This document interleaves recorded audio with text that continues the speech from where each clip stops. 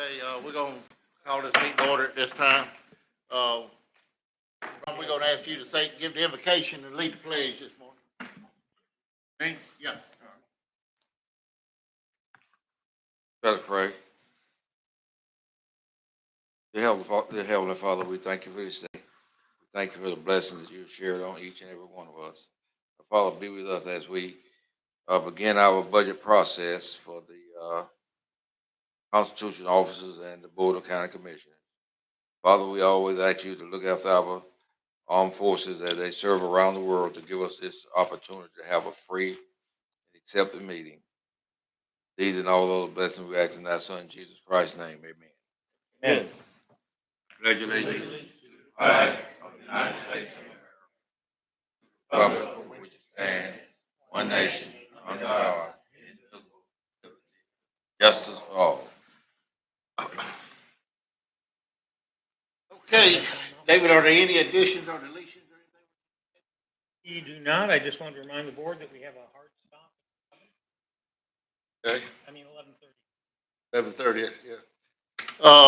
Okay, well, Mr. Powell, if you wanna come up and,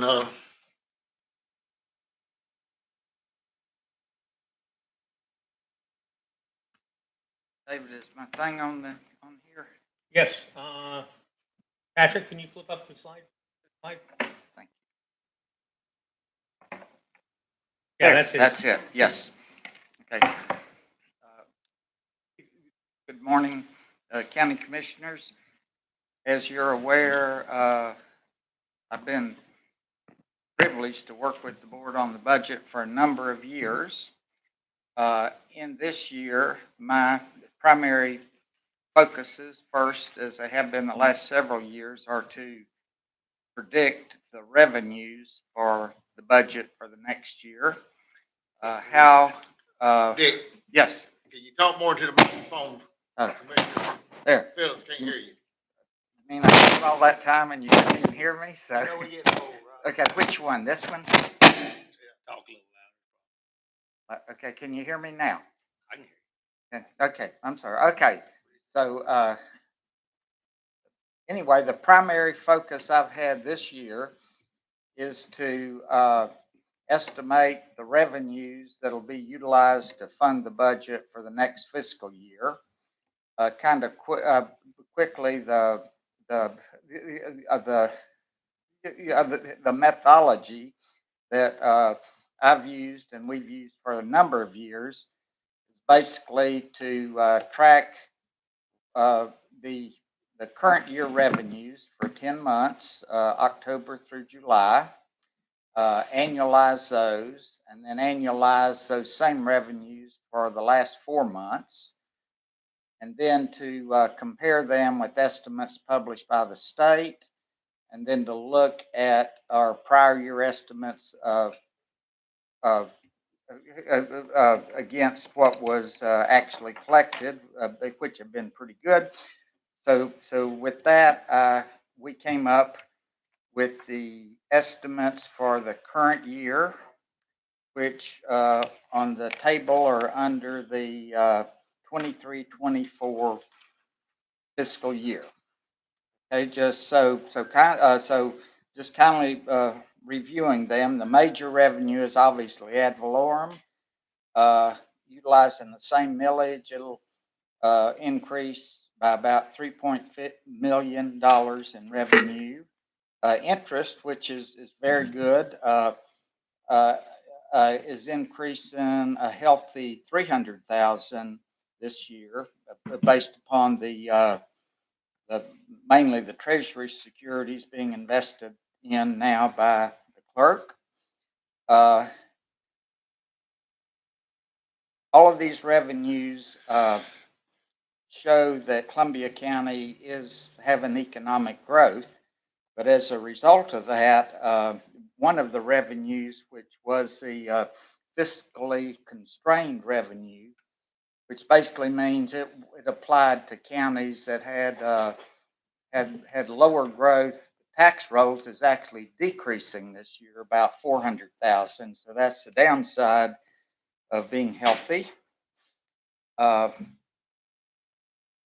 the tourist development revenue is increasing about 400,000. Again, that's showing healthy growth in the county. And the small county surtax is showing a healthy $1.4 million. So having said all of that, the net new revenue for the county this year is a little over $6 million, $6,016,448. So overall, revenues are increasing almost 10%. And so that is what is being utilized to fund, that'll be utilized to fund the budget this year.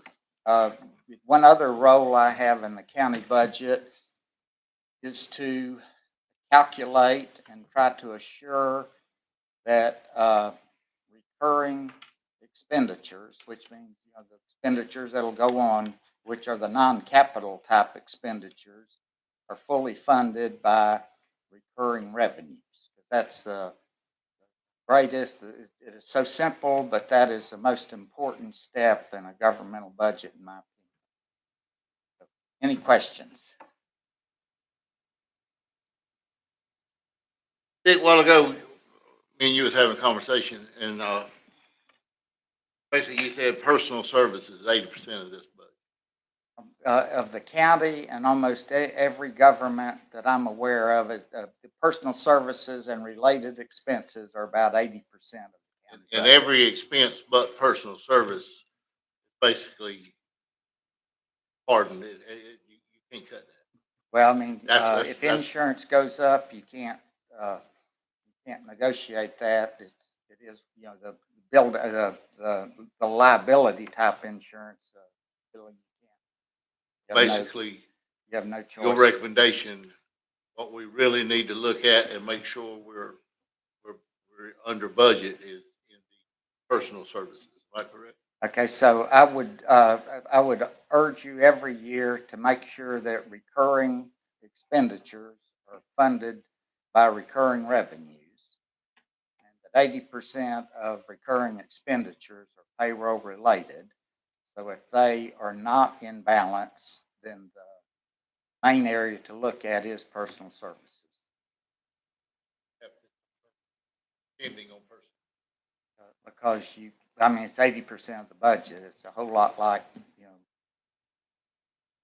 of the federal government. Most of the spending is, Social Security and that. And there's not enough non-personnel related expenditures that you use to balance a budget. So what we all need to really understand is right now, we do have increased revenue, but our spending in personal services right now is, all the budget requests is over what we really have to spend in personal services. Okay, so I think, and Mr. Kraus will discuss this more, but I think right at this juncture, the budget is out of balance, and the way to bring it back into balance will be related to personal services. Know that we are, though we do have increased revenues, we're out of balance on personal services. So have to be something. I don't disagree with you. Okay. Chairman, Yes, sir. in addition, Mr. Powell looked at the reserves, feels that this budget maintains a healthy 30% reserve.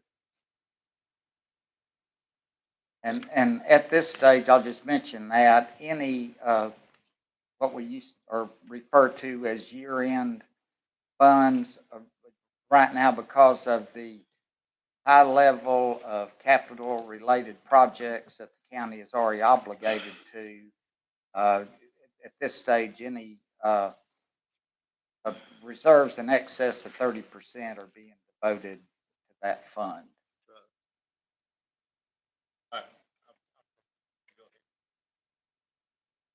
Yes, I'm through unless other Anybody else have any questions. questions for Mr. Powell? Dick, when you say the personal services, like Mr. Forbes' question yonder, or discuss with you, inclusive of that is your SSI and your matching and everything? That's Yeah, and FRS, Okay, Social FRS and everything, Security, okay. health insurance, okay. workers' comp. All the expenditures go with personal services. Yes. Correct? Yes, Okay, sir. absolutely. Well, and that's, you know, of course, this is the first year that I can remember in quite some years, you know, we didn't have an increase on health insurance, part of it, but of course, the increase this year on FRS will have too, you know, so.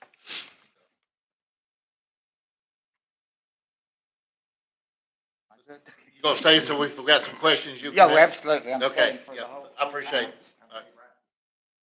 Thank you. So kind of going along with what Mr. Powell told you, we have some changes in the budget, which shows that $6 million that he said in new revenues isn't there, realistically.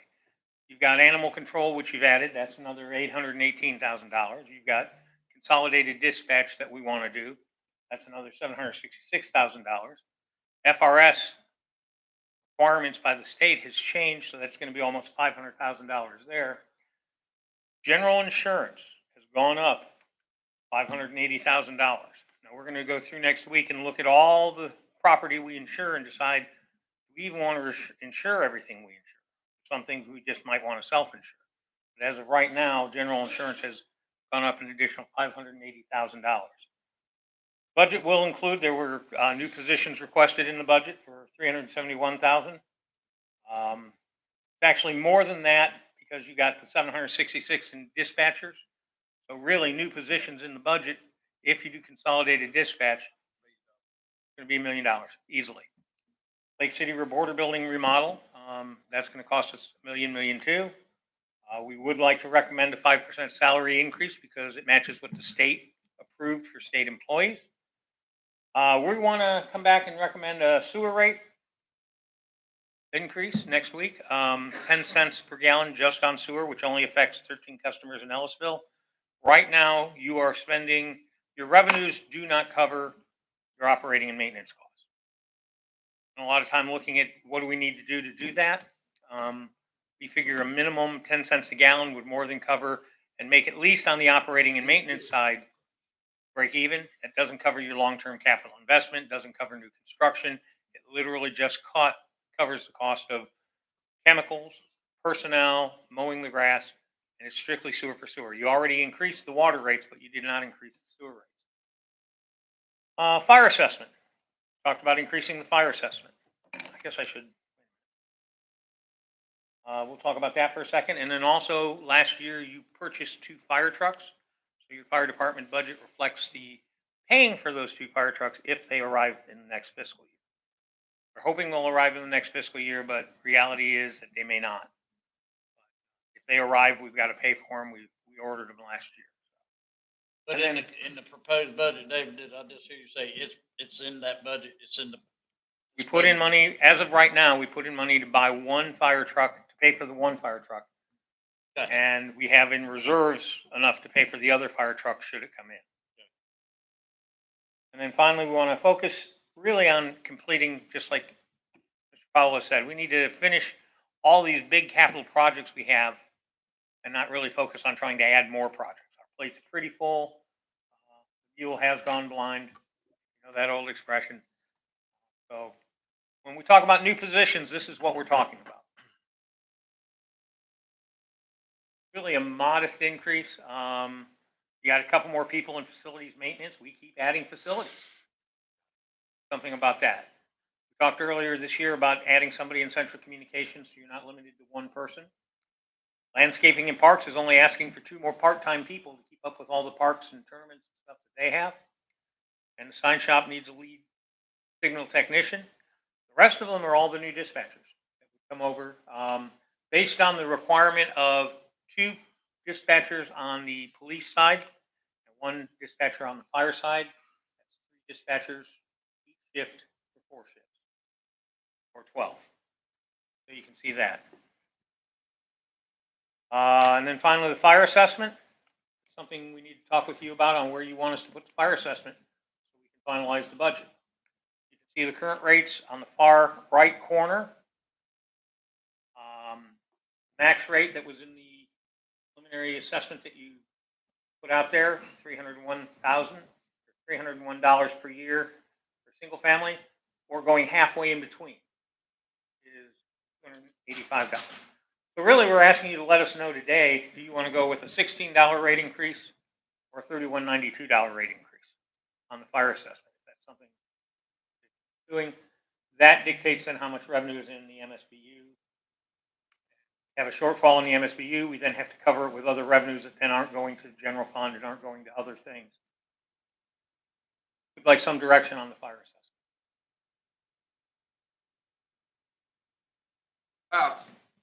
Fire assessment, David, we did not want to get in the situation we was in last year where we go year in and year out and do not adjust the fire assessment. Right. And then we have to come one year and we get a big bump on it because we don't keep up with it, in a sense of speaking. I don't see doing the maximum, but just a minimum amount that we do every year so we don't have to make a big jump one year at a time. I can't see a big jump, but just a moderate jump. So the $16 rate would be the one that you would support? $16 rate increase? Yeah, I would. What did we go up last year? We went up almost $50, I think. Or the whole thing $50? was $50 and we went up 25. Yeah, I'm with Ron. Dollar under range.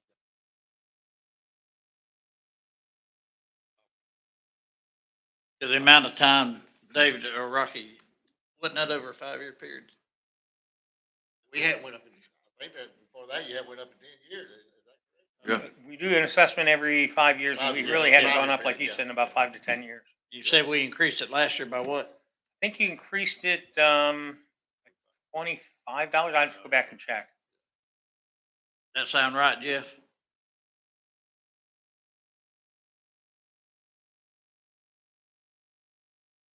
So we need to take a vote on that now? I just need direction. Consensus is fine. It's not really it's a workshop, so you can't really vote, but I would support the $16. $16.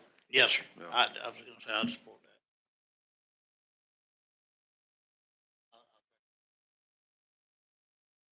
Yes, sir. What we're doing with the 16.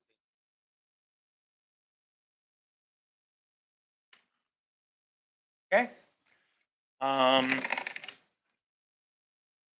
And sewer rates. Like I said, you recently adjusted the water rates, but you didn't address the sewer rates in Ellisville. This is not a Fort White issue because Fort White at this point in time does not have sewer. It only affects 13 customers in Ellisville. But right now, if you just look at the expenditure on the O&M in Ellisville for sewer versus the revenues that have come in this year for sewer, you have a shortage. So we're proposing the rate increase, and we'll come up with a graduated, so you can see what it means, of about 10 cents per gallon to make up that difference. Right now, we are running an average of 23,000 gallons to 24,000 gallons per day. Sometimes we run more, sometimes we go over. Yesterday we went over. When you calculate these things, you also have to take out what they call I&I, which is infiltration, inflow and infiltration, which is basically rainwater getting in your system. So it's not water you're treating and selling, it's water that got in your system that there is no customer for. You have to figure out what your customers are billed, and that will tell you how much revenue you can generate.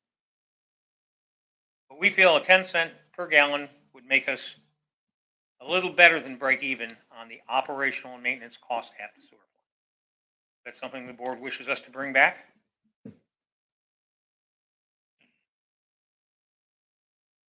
Well,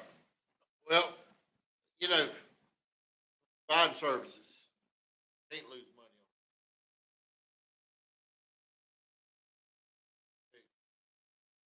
Your average bill goes up about $200. Yeah, something like that. What was it?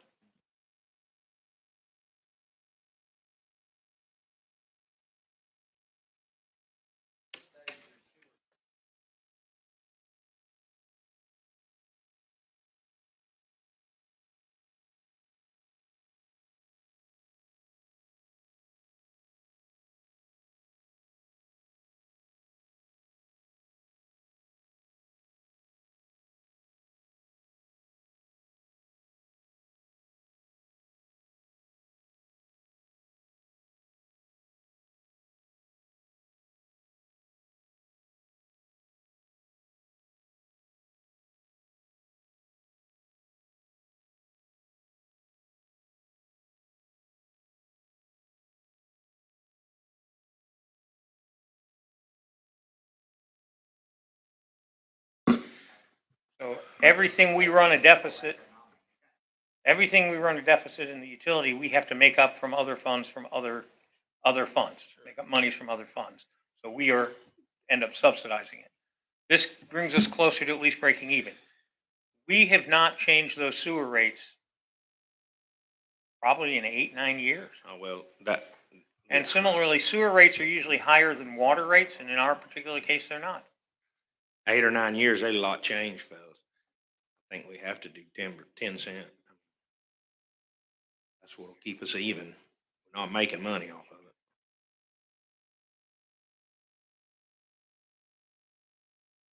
Ask you a question. Mhm. I know the water rates has went from 3 cent, 10 cent, is that how, what, was it 3 cent at one time? The rates, we brought them up to the Fort White rates, except on the commercial, and I'm not quite sure what the commercial rate is. Well, what I'm getting at is, most of the people there put their water back into the sewer. I deal a lot with the racetrack down there.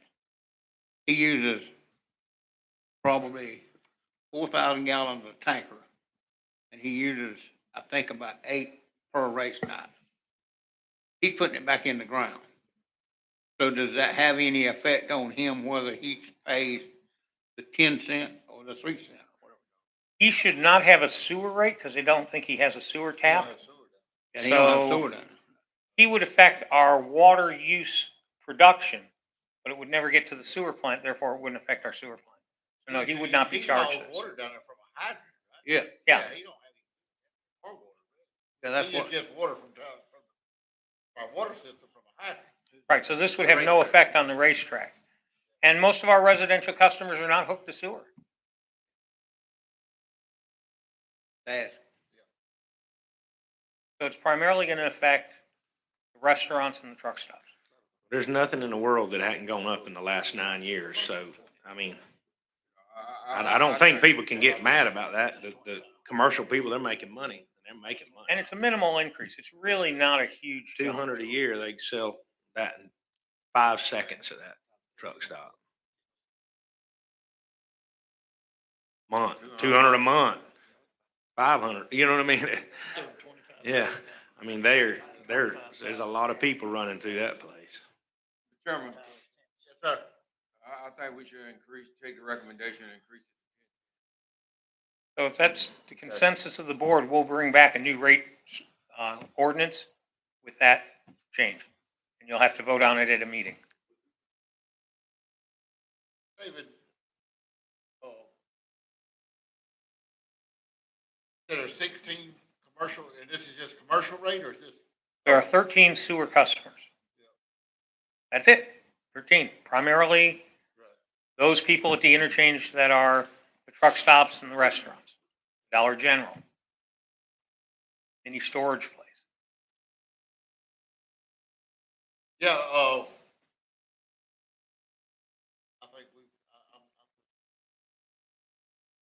think if you're gonna provide the services, gotta leave. Now, like Mr. Powell says, as the customer base increases, we can look at that and, adjust it, we can adjust it. Well, and as we've had this discussion, our plant is a 25,000 gallon a day plant. Right. We're going to 50,000 gallons a day. We anticipate the growth in Ellisville is going to skyrocket well beyond that. And we are going to bring those documents to the board's next meeting and talk about that at the next meeting, next week. You know, just like the trash rate, if we put this off 3 or 4 more years and then we hit them with a big you know what I mean? That ain't good. People need to be able to adjust to Well, what we don't things want it to cost. get like a fire. Fire and trash and Next every thing you 5, know, 6 you're years, that's losing, a lot. I mean, we saw in this last 5 years how much rates of everything can change, so. So then that really brings us back to what we were talking about earlier, which is we really need to spend our time this year focusing on what we've got. Our plates are full. We got a lot of projects. Next week, when we go over the capital projects, you'll see how many capital projects you have that are already funded. So we don't need to be adding a lot of new projects this year. We just don't have the time in terms of manpower or the resources in terms of money. All that growth money is going into, as you can see, things we've already committed to.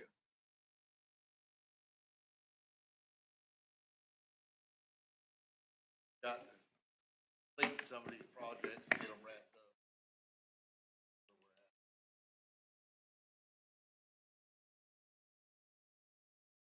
So,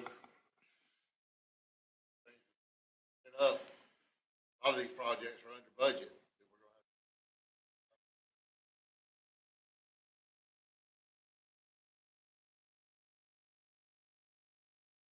But just keep in the back of our minds that, we still are not addressing, other than the monies we personally as commissioners put back into it. Keep in mind, we need $80 million to repay what we already own today. So, we went down this rabbit hole many a time, but the roads are still falling apart by the day. And things like animal control and consolidated dispatch are going to be with us every year. Going back to what Mr. Powell said, they are reoccurring monies. Money that you're going to spend every year. And those two are big bites. And I don't think insurance is going to go down, so you can count that as a reoccurring. And again, I don't think insurance is going to go down and get cheaper, Ever. so you might as well count that as a reoccurring expense. FRS, again, that's another reoccurring expense. Almost all those things up there are reoccurring.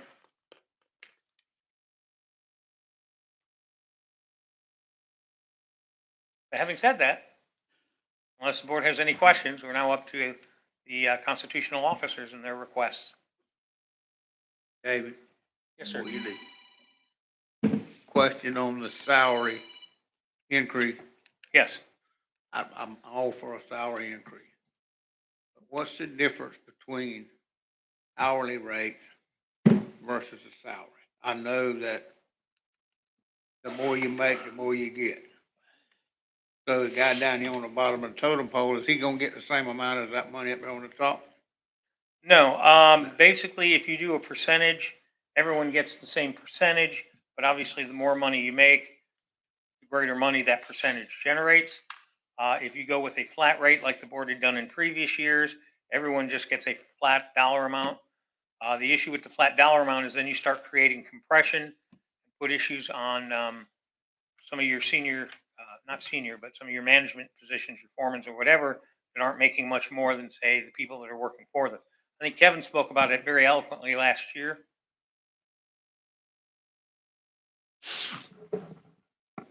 Commissioner Phillips, if we can provide it again, I believe it was last year, we captured a 30-year history, David.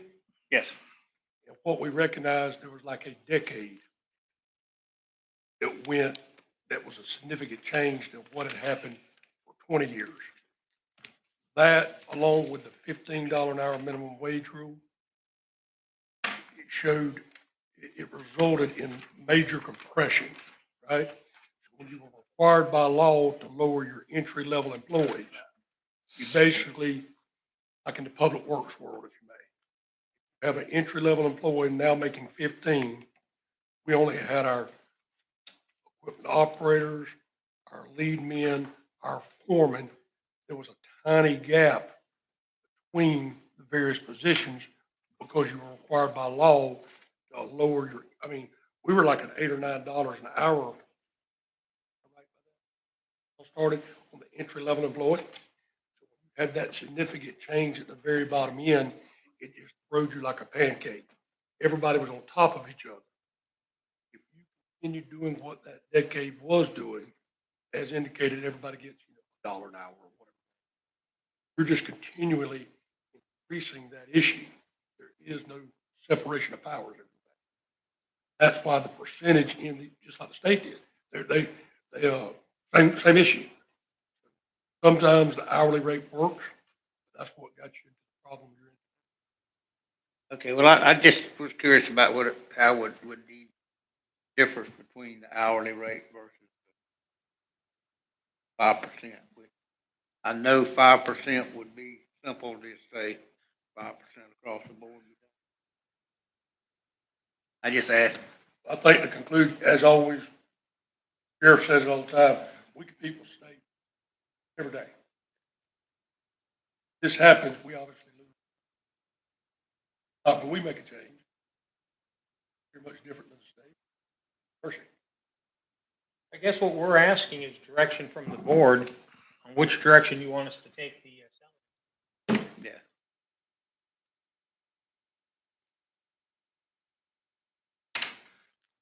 Let's set that one on the shelf too, see what the Constitution.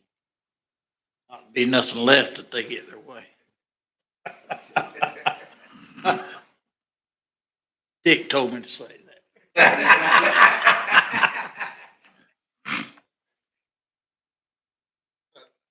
Okay, well, let's go ahead and start with the clerk reports. Clicker is on the podium. Clerk actually has two requests, one being his budget request and one being a special.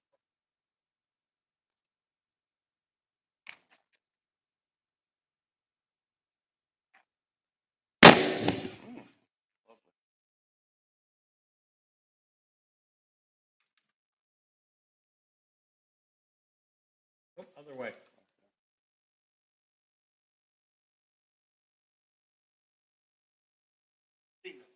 I guess we don't have slides for you guys. It's in their packet, though.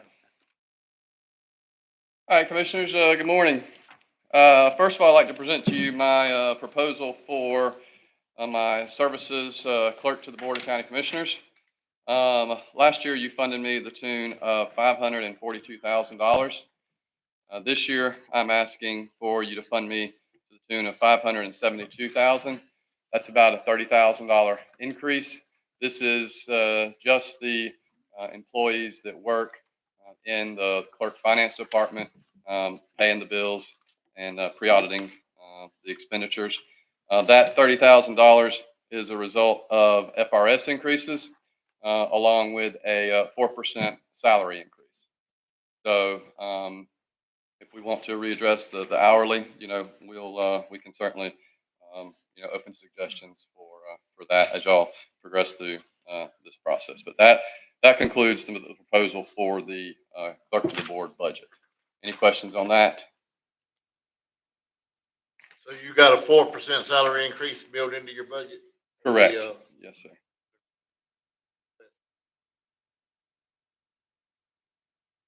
Basically, all the difference you're asking for is 4% raise for your employees and FRS.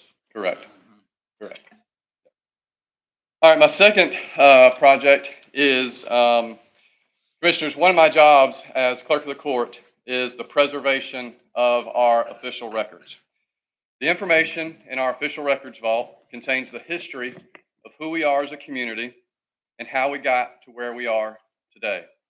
It's a time capsule, so to speak. Every legal wedding and records of ownership of every piece of property in Columbia County, along with judgments, liens, and mortgages, is contained in these historical records. The history of Columbia County dates back to 1832. Unfortunately, due to at least 4 major fires at various courthouses in downtown Lake City and Olustee Park, our oldest records only date back to the 1870s. Commissioners, this right here is the oldest property deed that we have in our vault, and it's from 1874. This right here is the oldest marriage license that we have in our vault. And it's also from 1874.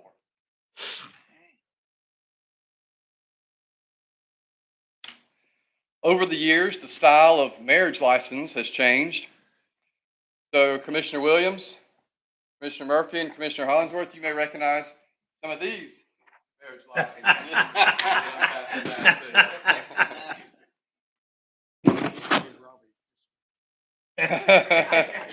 We have that too.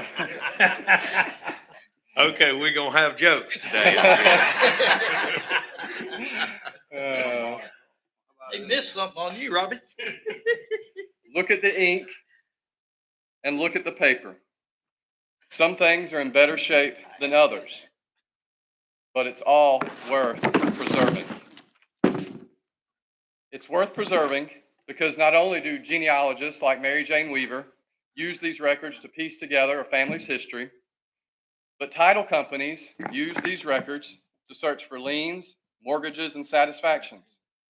Additionally, official records are often the lifeblood of legal proceedings and play a vital role in settling property disputes. Currently, from 1985 back to 1870, so from 1985 back to 1870, there are no backup for these records. When they are gone, whether that be from normal aging, malicious activity, or natural disaster, when they are gone, they are gone. Again, my job as clerk is to preserve these important documents. So over the past 12 months, my staff has been exploring options to do just that. And Commissioner Williams, I did it the old-fashioned way. I picked up the phone and I called as many clerks around the state and I asked them, how are you preserving your records? And the results led me in 3 different directions. Option 1, in-house. Hire staff for an approximately 5 to 10 year project, purchase various scanning equipment, purchase imaging enhancement technology, and do it ourselves. To me, that seemed like a little bit of a waste of time and resources, and I would project that the cost would likely be the same or equal to the cost that I'm presenting you today. High yield and high resolution equipment and the increase in salaries alone over that time period would likely be cost prohibitive. As a reminder, commissioners, close to half of the counties in this state did not exist in 1870. And many of our documents, several on this table, are older than many of the counties themselves. My point is, the volume of our most fragile documents is greater because of the age of existence of our county. This also makes in-house processing more difficult. Option 2 was a number of the clerks used a company called CoFile. CoFile was created through a merger of a file storage company and Kodak Film. So I called them, I got them to do a presentation and provide a quote. I don't have the exact number in front of me, but it was north of $600,000. CoFile's focus is on both the restoration of the actual document and the digitization of the record. In layman's terms, it's the Cadillac version of records restoration. What staff and I did not like about this company and why we eliminated them from consideration was because they would require us to box up all of our official records, put them on a flatbed trailer, and ship them to their processing facility in Texas, where they would go through and restore and digitize these records. At this point, I don't feel comfortable with the option of losing care, custody, and control of these documents. Option 3 is the information I have provided to you. U.S. Imaging is a nationwide document imaging company, period. They have serviced over 950 counties in the United States, including 7 here in Florida: Alachua, Baker, Bradford, DeSoto, Liberty, Pinellas, and Sarasota. The reason I present to you this proposal is because I realize that no matter what level of restoration I do to these physical documents, eventually I'm still going to lose them. But if I can concentrate on capturing that digital record of that physical document, and then using computer enhancement technology to restore that now digital document, then I now know that I can preserve that record as long as computers are around. Now, instead of having to ship my documents to a Texas processing facility, U.S. Imaging will send a team of workers here where they will set up scanners and equipment in the clerk's office and work any variation of 12-hour shifts, 24 hours a day for 4 to 6 weeks. At the completion of the on-site scanning, they return to their processing facility where they comb through each document one by one and enhance, deskew, and crop these documents.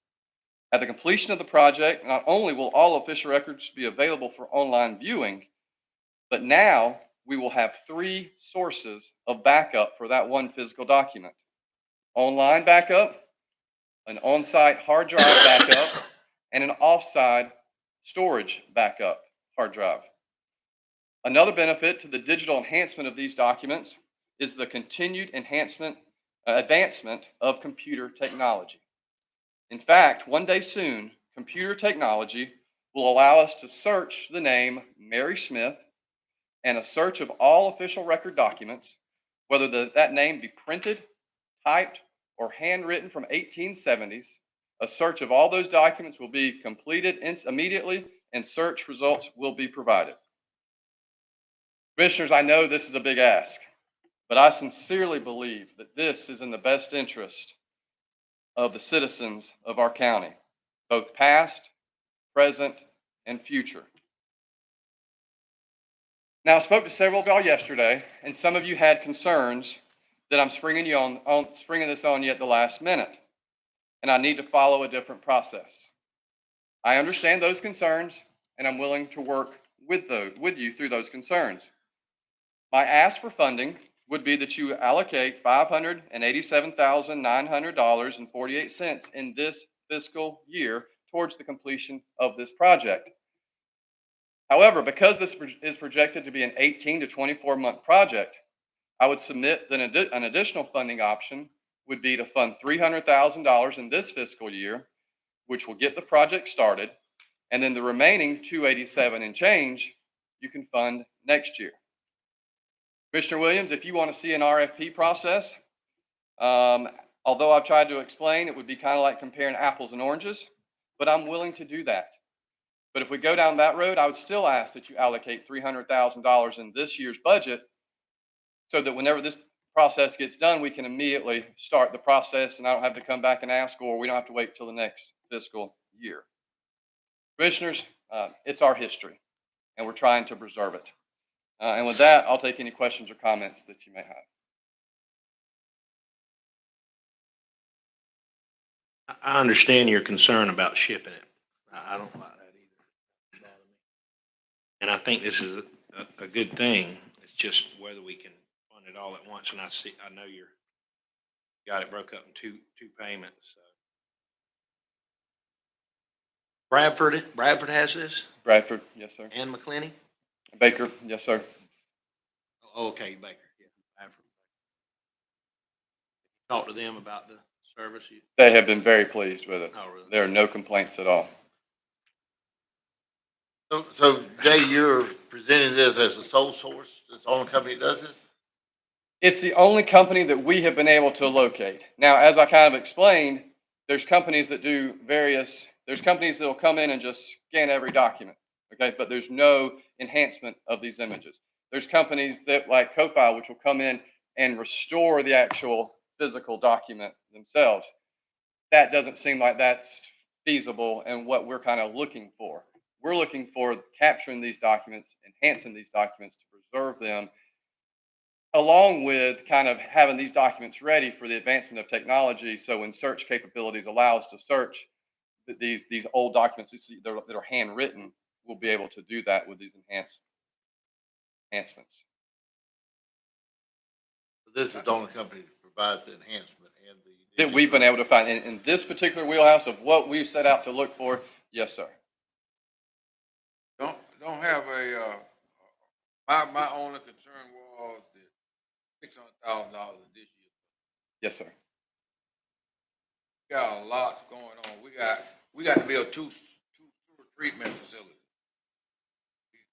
We got a lot to spend money on. We got to look at the future of Columbia County, and I understand that preserving of documents is very important. My only concern was how long. Yes, sir. And so what they would do, they would come on site and they would scan every document that we had.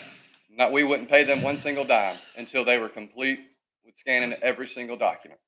At the end of that scan, we would provide them with the first draw or the first payment that would be due. They would provide us with a thumb drive, and it would have every scanned document. So we would immediately have every scanned document. And then they would take that back, and the next 12 months or so, they comb through every document and enhance those one by one. And so that's why the cost, because they're going to do a little bit, give it to us, and then they want payment. So it's kind of split up that way. Jay, excuse me. Have you spoken with anybody about whether or not the courthouse innovation funds might be available for this? I have not, but those have been difficult in the past. I will certainly explore that option too. No, I mean, I know it's a tough nut to crack, but I think if we put that committee together, we could at least explore it because that would certainly open up. I know those monies have been locked down for some time. And I know that there are some projects at the courthouse that they're waiting to tap into that money too as well. But yeah. Have we looked at any grant opportunities? Haven't come across any. A lot. So let me back up and say a lot of the counties used ARPA funds a couple years ago, and they were able to use it under the kind of idea that they were mitigating the spread of COVID because you're digitizing your records, so you're not having people come to your courthouse and congregate. If the courthouse has to shut down, you still have access to these records, and so those records would still be available. The way we kind of used our ARPA funds, we kind of went under that umbrella, that $12 million IRS umbrella, which kind of allowed us to use that money for, the citizens that we gave it out to, and then the special. We basically were able to make that money county money, and then to use how y'all saw fit. So the ARPA money option really isn't available for us in this, but that's what a lot of counties used in the last 2 to 3 years. Mr. Chair, If you say it's not available now, I believe that y'all have spent. all the ARPA money's gone. Yeah.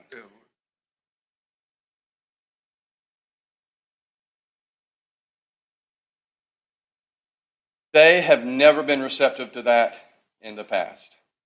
I will ask. It's always worth an ask, but they have never. I don't. The way it's structured, I don't see it working that way. Because I don't see it working that way at all. What fund was I that? agree, I agree that you don't need to be popping up everything and shipping. Something happens, you lose everything at one time. Yes, sir. Option of someone, in my opinion, would be the best option. Not question the legitimacy of what you want to do, it was just the amount of money at one time that we would be having to shell out. Absolutely, and I understand that. I really believe what we need to do is, I agree, this is important we do. I think it's a great idea, and I think it's important we do. But I think we need to take a little bit of time and explore our different options. Make sure we know, for one, there's no grant opportunity for this that we can apply for. Two, the court services that were brought up, obviously, we got a lot of work to do with this budget. I don't feel like we can commit to this today, but I think it's something we do need to figure out how to get it done, and got to make the budget in, budget for part of it. But like I say, I just heard about this last week. And I'm willing to cross through all of those. Right. However, I will ask if you will find a way to allocate at least $300,000 out of this year's budget. I will go to the table and do all of this, all your requests, and try to find. But that I can move this project forward if we can jump through all those hoops so that I'm not having to wait. I don't want to wait until next year if I don't have to get this project done. So I'm willing to do that as well. Mr. Chair, Yes. if it's the board's direction, I can work with Mr. Swisher, Clerk over this next week. Look at funding options. Yeah, that is That's definitely a that's direction. exactly what I would love to see. Yeah, that's a real good Back at direction. Next week's workshop. Let me ask you something, Jay. What, it seems to me the enhancement's probably the most expensive thing to do. Correct. Is there a way, and I know I don't know anything about your job. Understand that now. If I say something stupid, just tell me I said something stupid. I'll probably be right there with you. Does every document need enhancement? Do they do enhancement on every document or only documents that are unreadable? Only those that are unreadable. Okay, Yeah. I just want to make sure we're not But enhancing. they're going to something. physically look at every document Okay. and make sure that it Because you understand it'd be a lot quicker just to enhance everything and not, Uh-huh, so I wanted to make sure we're doing. another, because these are all public records too, they have been combed through. We have books that are no longer books that we have boxes that contain because we've lost the books. There are records that a record might be in this box, which belongs in this box. As they go through this process, So this cleans they're up going to your be able to office. move that back into that. I have one other question. Yes, sir. If we do this, you've got these 3 backups. What happens to these? Do you still have to store and maintain these official records like this? We will still store and maintain these records. At least that is what the statute requires today. So we will store these records until there is no longer a value to them.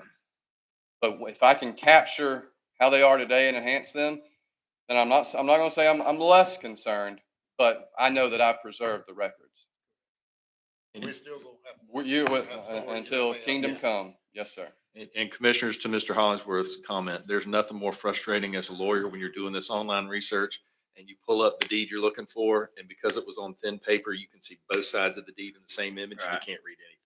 So I think what Mr. Swisher's talking about, they will cure that so that when all of our professionals in the area are looking at this stuff, they're not going to run into those really, you never think that'd be a problem. It's a big problem. Big problem. And there's no doubt what he wants to do. Again, everything costs money.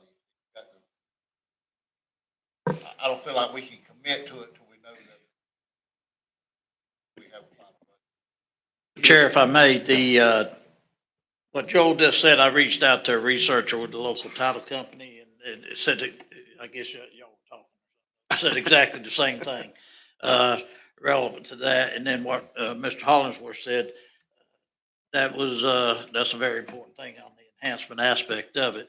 But, and I know this thing, when I got it, started reading it early part of the week, it kind of struck my interest and it's, I'm like Rocky, it's something we got to do. I would like to exhaust all the other, any funding possibilities, but Dick just said a few minutes ago earlier in this presentation, we're sitting on 30%. And we've had our hands slapped time or two from him about that number anyway. But, and then last year's budget on one of our line items, we had the 7 million set aside for, inflation situations that may arise. So once we exhaust these things, and David and Kevin can work with Jay this week, and our options, I think setting 300,000. So I would definitely support $300,000 this budget cycle without a hesitation. This is a very, very important thing. I don't want him to lose Robbie's marriage. That's all there's to it. By the way, that's not mine. That's my mother and father's, who were happily married for many years. So, although I do have some, why yours is this tall, Robbie. although I do have some records down Hey, there. Robbie, what is it, the 7 wives or something? I couldn't get that many to like me. David, you gonna bring something back to us? We'll present this again next week. Appreciate it, Jay. Okay, thank you, sir. Tommy? Thank you, Jay. Absolutely. And I Thank do you all. believe, I think this is it's a good idea. It needs to be done. Appreciate it. Absolutely. Jay, as you're making your way back to your seat, you ain't got to say, but I asked the city to do this when I built their time capsule for them, probably 10, 15 years ago. It'd be neat one day to somehow or another, these things go on display for public view because, like Rocky just pointed out here a minute ago, that's some of the prettiest handwriting I ever seen in my life. Some of the ones the city's got over there, what's caught my attention is you could see where they dip the quill in the ink and they get dark and then all of a sudden get light and it was unbelievable. Yeah. David, while, another thing on this too, while we're talking about it, Yes, sir. we have several departments that have this stuff stored as far as plans and like the building department, they have a bunch of. I mean, if we're gonna do this, if we do look at it, shouldn't we look at them doing some of the other departments too? And of course, my question, Jay answered it a while ago is, we spend a lot of money in storage. We Spend do. a lot of money every year in storage. We do. So I think one of the things you need to look at too is if we do digitalize all this here, we have thumb drives, we have it all on there. We can't, if there ain't some way we can capture some of that money back, storage fees. Because it really, I guess what I'm having a hard time with is we spend all this money to digitalize it, and we still have to pay storage. It's just like that's just a double-edged sword. For expenses. Mr. Jay, is there a yesterday, statute that says, is there a certain time when you do this that you're able to start cutting down on your storage? Maybe the newer files or the older or whatever? Well, I'll look into that and see if there's the exact one that addresses that. But, from 1985 forward, our records are digitized. So that has cut down a lot of the storage that we do have because they have been digitized in according to the statute. So it's just those kind of, what we're just kind of stuck with, 1985 back to 1870 that we're trying to. Okay, so I thought it And was this all is the just- records up until today. No, Okay. just from 1985 back. That might be something we need to get with Tallahassee. Is this a state law? Statute? For me to preserve the records, yes, sir. Because, they have to have some contingency even in Tallahassee to go, look, this is ridiculous. We've got it all on thumb drives. It's restored. It's good. There has to be some point where they go, we're all wasting taxpayers' dollars on storage, I think Tallahassee thinks like that. No, no. If I can be persuaded. Yeah. Yeah. And so the board knows, we are still in discussions with the hospital authority about the record storage building.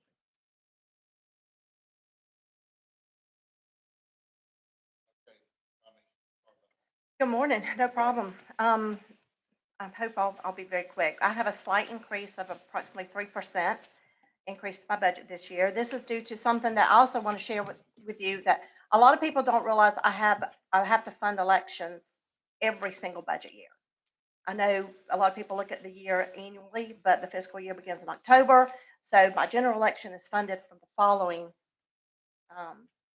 budget. So I just wanted to, I knew Ben Scott didn't know that at one time. He called me about it. So I wasn't sure if you guys were aware. I do have an election every single budget year that I have to pay for. I have a slight increase due to the 2026 minimum wage requirements. I have 2 elections coming up in 2024 that will be budgeted, with this budget year. And so another thing I wanted to make you aware is my poll workers are not volunteers. Poll workers are paid. It's a paid position. So I'll need to fund 2 elections with poll workers.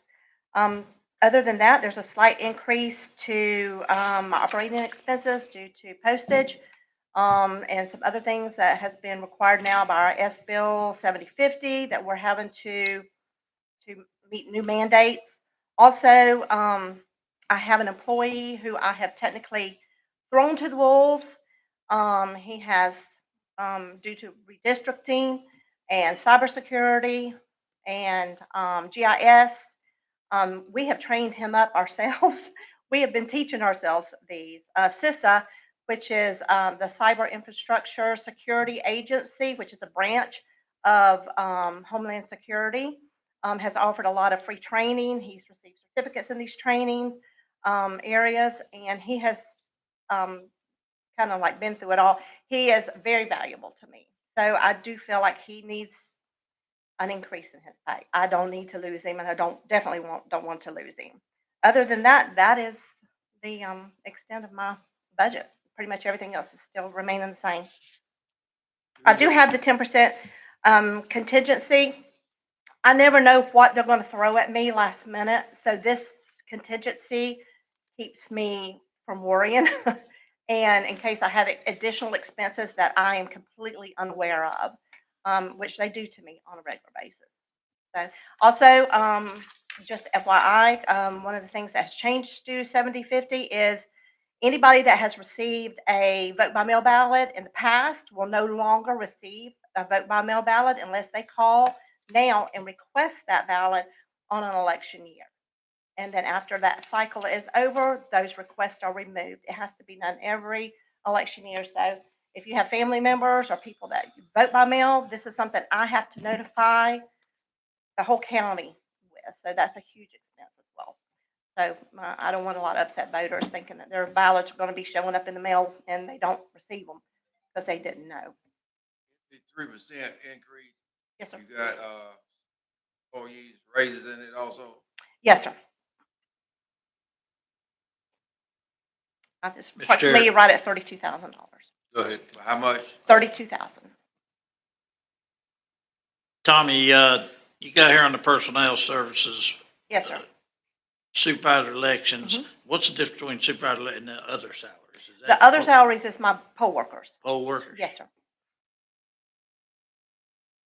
The poll workers fall under the casual salaries at the bottom. The other salaries are my staff. And then, of course, the supervisor salary. Is that right? Is There was an increase, yes, sir. In that constitutional upside down? pay. Pardon me? that upside down 412,000 for poll workers? No, that's staff. That is Okay, staff. okay, but Yes, the sir. other salaries, is that staff? Yes, sir. That's staff. Down at the bottom, they're under elections 181. Casual salaries, that is my poll workers, and that includes my insurance, FRS, and all that goes along with that we have to pay as well, our 941 that we match. Okay. I mean, I would really like to see this itemized out a little bit, Sure, I'd be glad to. you know. I'm like Tim, I'm having a hard time understanding what. Yeah, I know, what it can be exactly what on confusing. this, I understand. But I do have, I have it itemized. I can show that to you. The, of course, the supervisor salary is pretty plain. Other salaries is just the hourly rates that my employees receive, and that's it. That's just their hourly rate. That's what I pay them. That is their net pay. And then down at the bottom, under the casual salaries, that is my poll worker pay. That is also what we pay out in insurance, FRS, and the 941s that we match, the taxes that we have to pay are all included in the casual salary pay. Oh, I'm sorry, I didn't see this back sheet back here. Yes, sir. It's Oh, you kind got it of, on backside here. yes, sir. I kind of itemized it Okay, out. all right, I She got you hid here. that on us. Yeah, I didn't realize that you had that printed on the back here. Serving paper. Tommy's good. Back, any more questions Yeah. for Tom? Yeah. Okay. All right, She's trying this. Any other questions? I'll be glad to answer anything I can. oh, thanks, Tom. Jeff Hampton?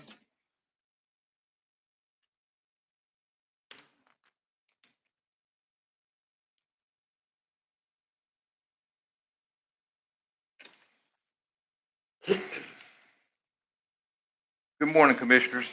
We were asking an increase, so we have a total increase of 113,626.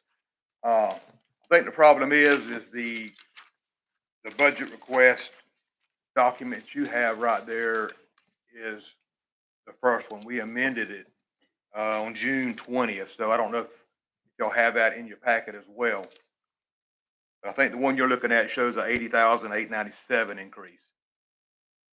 We amended that to add one more position. We got with Department of Revenue, we having some issues with a couple of people that's in our supervisory positions that's going to be retiring in the next couple of years. So we got to train. Department of Revenue guided us and how to do that. If you look at the bottom of your document there, it shows 21 positions. The amended one, which I can provide to you, I think, David, I don't know if you got it there somewhere, I guess, the amended one that we sent. We added that position. The number of the positions drops back down to 20 because Department of Revenue guided us to do what they call a dual position term. They share that position to train for 2 years. We actually asked for 2, but the other one will be a field person, and they feel that you can train in 1 year instead of 2. So out of the 113,626 is what we're actually asking for, and the Department of Revenue has already approved that. It's a 5.27% increase. And out of that 113,000 is a position. The state's 5% raise, and basically the other increase was retirement rates. That's the sum of it. You're asking for a 3.7%. No, it's 5%. 5%? After we amended it, it's 5%. It's 5%? Yes. Yep, Oh, the difference between the 3.76 is we added that position in, and then, maybe I think we took something out, but yeah. But even 5.27% actually.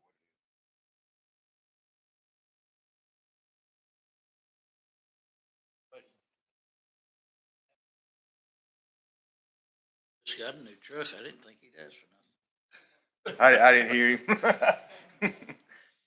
New stickers on the side. Oh, yeah, we had to do that. That's a whole nother issue. We have an issue with, we like what we had, and, the problem was with the field guys going door to door, the way we're living in today's society, people are very cautious of who's driving in their yard or coming in, and they don't want to, and we open the doors, our guys are trained to open the doors and people can see, but they just can't, they couldn't. It's too jumbled up, so. It looks good. I was just Small messing with obstacle. you, Jess. all right. Ron, any questions? Okay. All right, thank you, Jeff. I got one other thing, not doing the Okay. budgetary thing, but, I had it on my mind, and maybe Mr. Powell can do some research on it, but the physically constrained money, I know is an issue, and it's coming in the last past years, but I think by statute says that once one meal equals $5 million, that the physically constrained money goes away. We reached the 4.1 billion this year. So if we can trend the way we've been going, I would predict, in 2 years, we would lose the physically constrained money. And I don't know if it just ends or if it phases. I do not know that. I just know that. Yeah.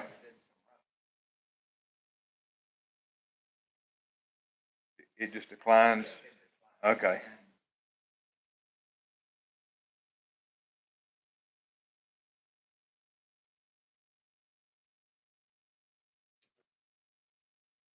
So it goes away completely when you reach that, or does it go? I think,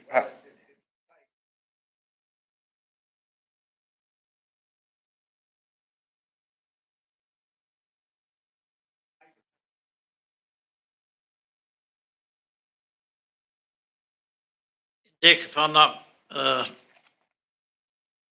that's where we, as a county, fixing to endure 70-odd thousand people. That's where we're suffering. We will be suffering when they take our constraint from us too, correct? Yeah. And that's why we lobby to extend it to, another 10, 15,000, whatever it may be. That could be a big hit. Well, Big hit. Huge hit. what we asked, or what we talked about last year, so every county in Florida is growing. Even though we reached that 70,000 people, we're still going to be a small county compared to the other counties. Your percentages The still percentage says is we're going up constrained in all the county. counties. Needs still there. So Needs to they be are- reevaluated. They are looking at raising that number, population number, higher to the smaller counties.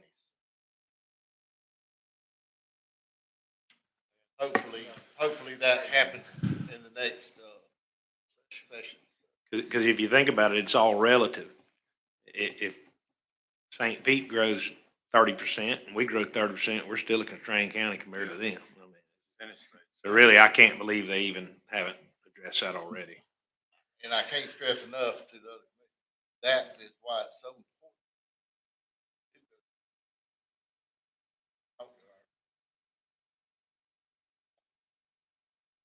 A lot of times they don't know it if we don't bring it to their attention. Really need to spend that time. Tallahassee talking to the.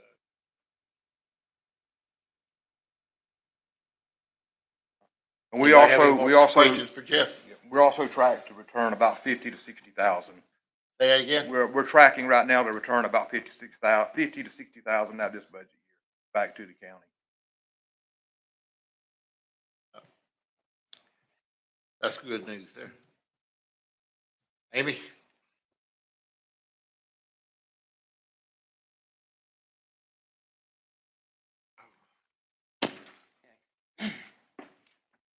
And they wanted to keep my budget a secret from y'all, so it wasn't in the packet.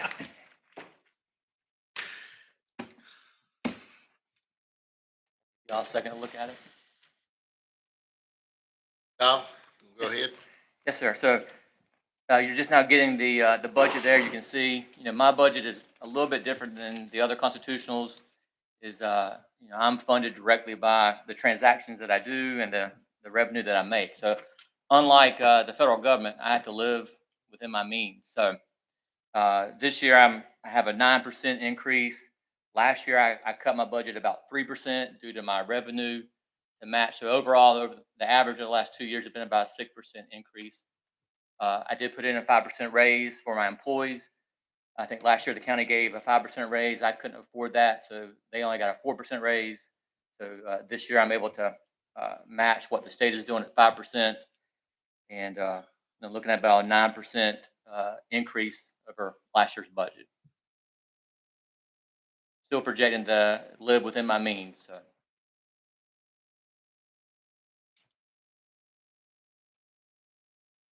Basically, Kyle, your budget comes out of the. That's correct. Every time you do a driver's license or a tag renewal, I get a fee. I get a percentage for collecting the property taxes. So I can't spend more than I'm estimated to make. Then Kyle, you said last year personal service 4%.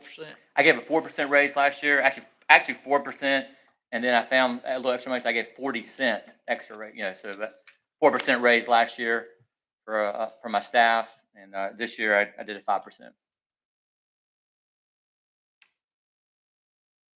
Okay.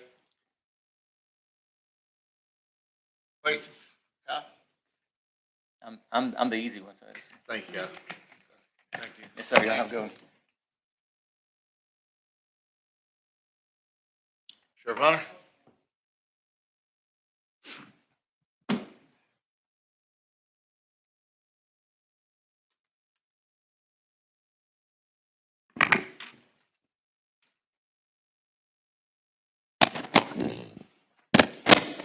Morning, Commissioners, and thank you for the opportunity to present our 2023-24 budget proposal.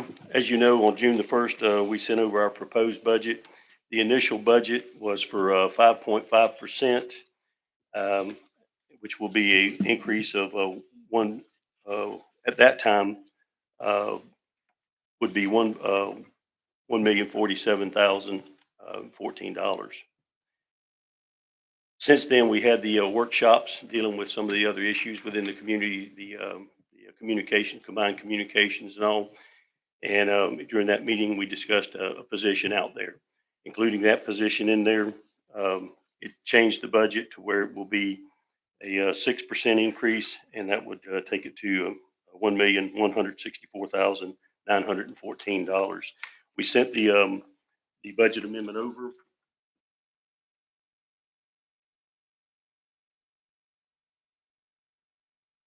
Also on the webpage. Stated amendment. Posted up on the webpage.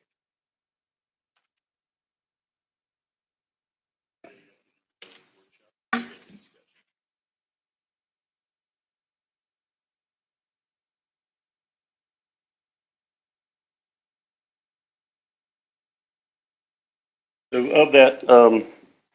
of that increase, I would like to bring the attention, as y'all were talking earlier about the increases from the state.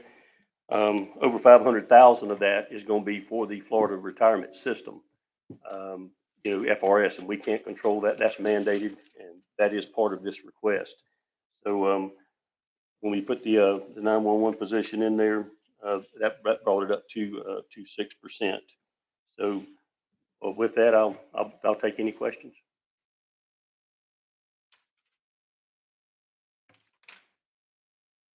So what are you asking for the rest of the money for other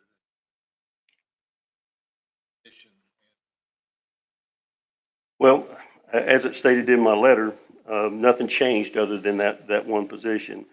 The $1,070,000 of funding requested to the board, $581,992 is mandatory FRS for the retirement rates. The remainder of the funding from the board is for personal services and will be utilized to make further compression adjustments as well as a 5% increase for our employees.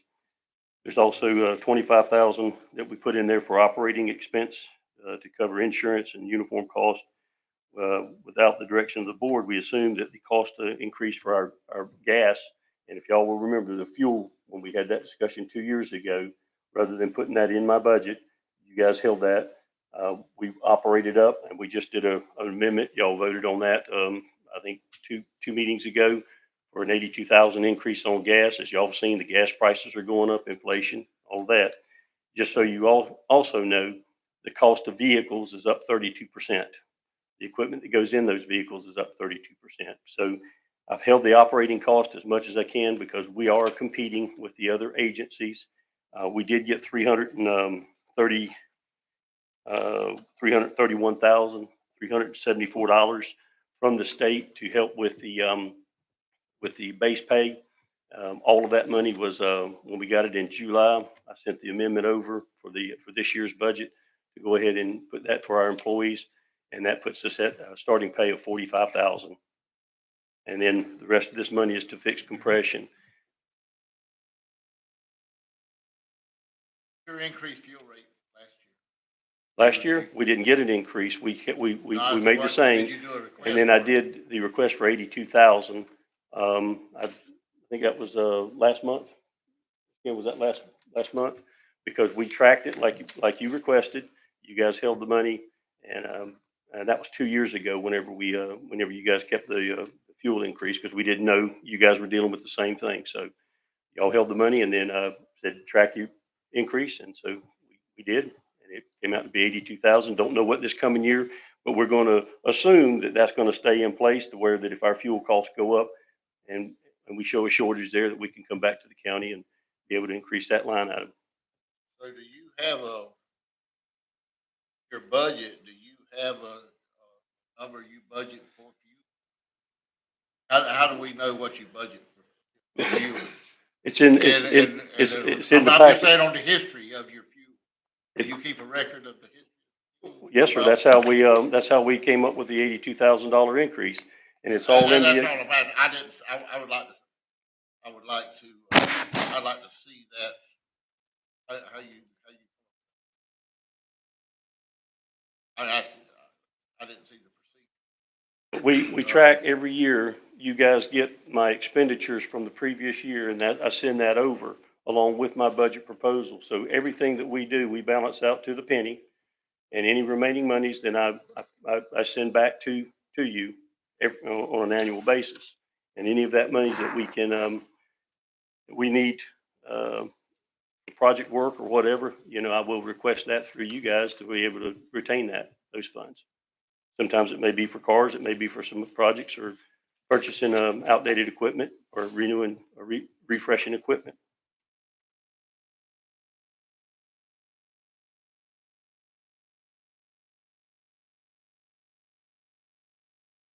Sheriff, See, go ahead, Mr. Williams, go ahead. we keep increasing budgets. Per budget. When I look at Lake City, Columbia County being the #1 per capita crime rate county in the state of Florida, that concerns me. Concerns me real bad. Keep throwing money at it, but crime keep going up and it's not getting solved. Oh, yes, sir, And it's I getting know solved, that, and I'll come out with it my says numbers. Lake City, but the sheriff department is the chief law enforcement officer of the county, so that includes Lake City. Well, Commissioner, you're going to have ebb and flows in everything. And we've had people come out with crime rates and statistics. And I will tell you this, there's a lot of things that go on behind the scenes that you guys aren't even aware of. The whole reporting system has changed over the last 5 years. We've been dealing with the NIBR fiber change, and they have not got that correct yet. This year, it's gone live. We're jumping through a lot of hoops to maintain those records and come on. Instead of having the old UCR where you had 7 vital statistic crimes, and the thing I didn't like about that one is that if you didn't have a homicide in a year and you had 1 homicide, you just went up 100%. And that's how they reported it. So that's how some of these other people are reporting it. They don't look at the overall. And if you think it's bad here, go to Jacksonville. But we're putting everything we can forward. We've just gone through a significant event in our country and our state with COVID and all of the defund the police movement and all of those things that went down. Some of the laws that are put on place where they've released criminals, we're arresting people. I'll be glad to provide you those statistics. And when this new NIBRS gets in place, I'm looking forward to that this year. But the old UCR has not been in place for 2 years. The numbers aren't good. And FDLE didn't want to put that out, that they didn't run it parallel with the NIBRS system. So we're tracking our numbers, and I'll be glad to provide you any of that. But, overall in this community, and when you say that I'm responsible for the city, yes, sir, overall, the county I am. But I do respect the jurisdictional authority of that chief over there. We've got a chief over there now that we're working very well together. And over the last 6 months, we've been able to have our teams work together. And I think the community is seeing the difference. But retaining employees has been very tough. During COVID, it was very tough to operate, but our guys never quit. They stayed out there, stayed on the street. And I'm asking for this budget to be able to retain those people. We're getting full again. We're starting to get applications. And, we've got some good people in place, and that institutional knowledge and experience is worth keeping and paying them for it. And so, it ain't easy. But if you think this county's bad, you go to the other counties. You look, and I've talked to the other sheriffs about it. They're having shootings as well. They're having crime as well. It's not just Lake City. And we have #1 though. well, what poll is that from, Commissioner? Where do they get their numbers? And they ask them. That's the thing. And you can put anything you want to out there on social media, and people will believe it. And I think you've been a victim of it yourself. So we're working hard, and I'm proud of the men and women at the Columbia County Sheriff's Office, and especially here lately. They have stepped up to the plate. We've kind of got our gait back, our stride back, and we went through a lot at that sheriff's office. Now I'm trying to retain everything we can and be competitive with these other agencies. I'm glad the state stepped up and helped us out with some of that money. I didn't like taking that money because it's going to put us in a spot. Y'all were just talking about the constrained county stuff. I'm concerned about that too. But we got to do what we can to keep people. And, look at the other counties around us. They're doing their best to fund their agencies. And when you start comparing us to other counties, it's apples and oranges. There's a lot of difference in some of the smaller agencies, some of the larger agencies. What we pay in our agency is more than actually some of the larger agencies, believe it or not, around the state. Some of the smaller agencies, they have fewer people, and they didn't have the positions that we have to fund, and so it costs them less, and they were able to spread that money around a lot better, or a lot easier, I guess you could say. Not better, but we're trying to put it as far as we can. So, you can put what you want to out there on social media and say that we are the worst, but comparatively speaking, I'm proud of our sheriff's office and the men and women and what they're doing, and we're staying after it. And if you notice, over the last several months, we've got a good handle on it, and we're going to stay after it. So are you saying those statistics? No, I mean, and I'll be glad that when we get that NIBRS report out, and it'll be coming out here pretty soon, and I will be publishing that because I want the people to see it. And yeah, it's bad in certain areas, and it's no different than any other community. I talked to some of the smaller sheriffs. They've got their areas that they have concern of, and they have to put resources in there. And we are working with the city police department. You look at some of the latest crimes that we've had, and we've been on them pretty quick and got resolution to them. I mean, it's a never-ending cycle, and you're not going to prevent crime. You can help slow it down, and we have it with active patrolling. I've got the deputies out there patrolling all, but anybody sits there and tells you we're going to have a 100% safe community, you can't control people. You guys, y'all see it within y'all's departments here within the county. You can't control people. They're going to do what they're going to do, and then we have to be able to respond, and that's why we have to have these things in place.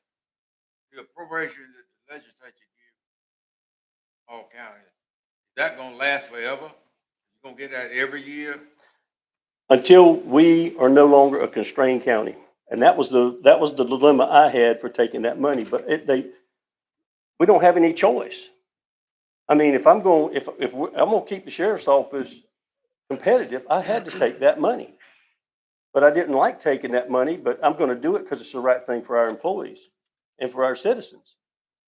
So are we saying that once we reach a certain population, that the legislature will not continue to fund? It's just like they were talking about the constrained counties. We're a constrained county, and so whatever monies are going with that, but my point is, there's gonna be some point that this county is gonna have to make that, show up that money. And that's one of the things I want to work with Mr. Kraus. I won't be here when that happens. Well, Let me ask something, Sheriff, I want to ask something. On the reporting thing you said, because I go through this with our companies, what we do for a living, how they, because they've attacked our companies over the state. And like you said, sometimes you can have a stat that is, when you said that a county that has 0 murders in it, if they have 1, 100% I increase. see what you mean. It would be a 100% increase because there's 1. Mhm. So I get what you're saying. So they're correcting all those things now? Yeah, With this they're new- actually going to a system that has 54 crimes that they track, and it gives you a overall crime statistic for your county. And let me tell you, dealing with the federal government, I'm gonna use a technical term here. It sucks. I mean, we've been dealing with this for 5 years on this program, and I actually participated in that board, the state level board. And I told them, I said, you guys have got to run this stuff parallel because we're going to be, and a lot of the sheriffs were very upset because when they shut the UCR system, tracking system down, we have nothing but just trying to put numbers together, and you're kind of solo out there. So once this thing comes up this year, we're going to have a lot better numbers. We've been uploading, we spent this first quarter, we had to get the numbers in from 22. And they had a cutoff on that. Now I've had people working in the office, making sure that we had all the numbers in and submitted. And then we're starting on 23's numbers for the first quarter. When does that new? We're hoping that we can have it out by year end. Let's get back on the budget. We're getting off track. That's not what we're here to talk about today. Mr. Murphy. Yes, I do, Sheriff, I wasn't here and highlighted a couple things that I've researched over time, and we've had many discussions on it. Got a couple of questions. On the communication side of your budget, what's the severe increase here? I mean, I see it's under regular salaries, 37.9 to 106. There's 235 line items in my budget, Commissioner, and you've had that since June, and we have not had this discussion. And if you want me to look at something specific, I'll be more than happy to answer a question, but for you to pick a line item out, I mean, I can, and they'll sit up here and debate a line item, that's not fair. I'm not debating the line item, Martin. I mean, don't get hey, if you want to go line item, we'll go. But that, you know, I'm just trying to be court. I'm just saying, I mean, that's a pretty. What are you, where are you talking about? Where are you talking about? Hold on, you can holler at me and I'm hollering at you now. My point is, I wasn't planning on going down this road, but if you want to go, we'll go. I mean, my gosh, that's wet. That's one that would stick to my head. Running a little old shop over on Railroad Street when I got over a 60% increase. But we'll get back to that. Where are you talking about, Commissioner? Communications. What page are you looking at? 9.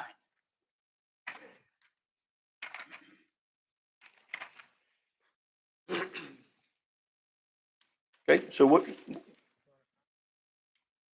are you looking at specifically? Top line. Personal services, Columbia County Sheriff's Office, Law Enforcement Communications. And if you don't have the answer at it this time, that's fine. Well, I mean, I just thought that was a pretty drastic increase. Well, my thing is, you know, when you sit here and you ask me a question on a 235 line item budget, you've had it since June. You could have called me and said, hey, I'd be prepared to answer your question. That would be fair. But, you know, looking at the line item, you say that's a drastic increase. The personal services side of that is going to be the $74,000 for the position going into communications. Okay, well, that's what I'm asking. I mean, you got your associate right there.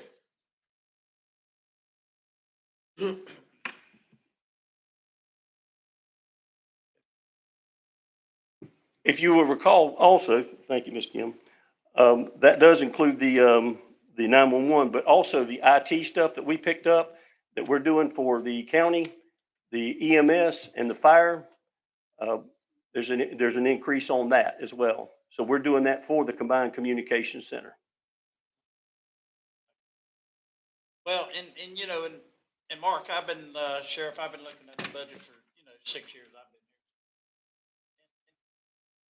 been here. You know, I'm not scrutinizing the budget. I'm looking at the total number also, but you get asked a question, I get asked a question, this here is there.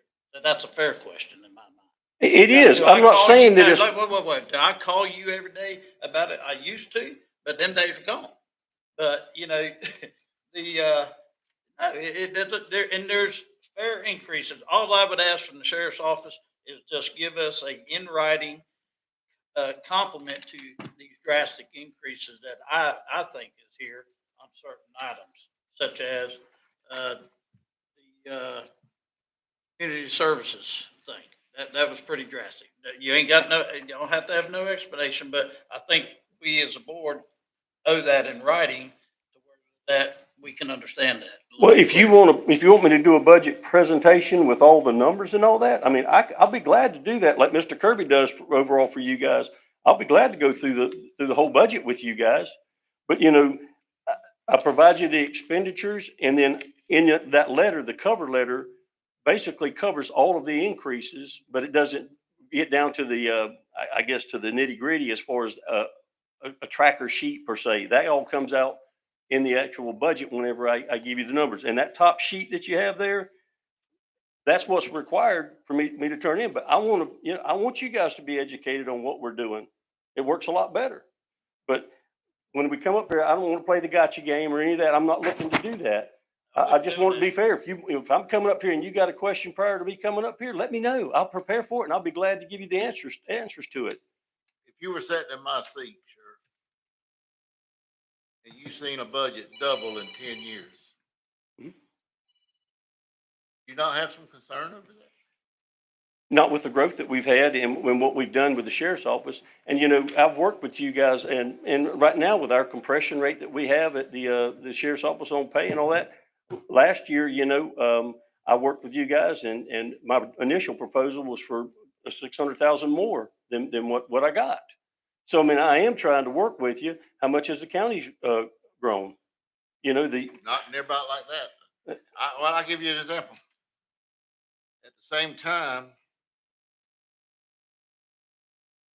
from 2013 to 2022, our budget went up less than $6 million. I'll just say transportation trust. That's our biggest department, transportation trust, other than the sheriff's office. So I'm just saying, you get to a budget up to $22 million a year, 5% is a lot more than a budget that's $1 million a year. Too. And you just, year after year, you just go up 5 to 6% year after year. And as your budget grows to 22 million, 5 or 6%, $1.5 million, $2 million a year, or 1.6, $1.7 million a year, that just gets unsustainable for a county. And we can't continue, we cannot continue to go up $1.75 million, $1,700,000 a year. I just don't know how we sustain that year after year. So 5% next year, it's going to be another $150,000 if you go 5% again next year. You know what I'm saying? And the percent-based budget, it just don't work year after year once you get up to $22, $23 million. That growth every year is just so great that at some point you've got to change that percentage. On the allocated monies, and that doesn't include all of y'all's that y'all get from other monies from your taxes, or restricted monies and all of that y'all have for y'all's. Your For y'all's budget has money. nothing to do with all that. I know that, but, Your budget should be what you need to operate the sheriff's office. and that's what I'm asking Any for. other budget should not play a role in your budget. But listen, Or listen, how much money we bring into the county, what our growth is in the county.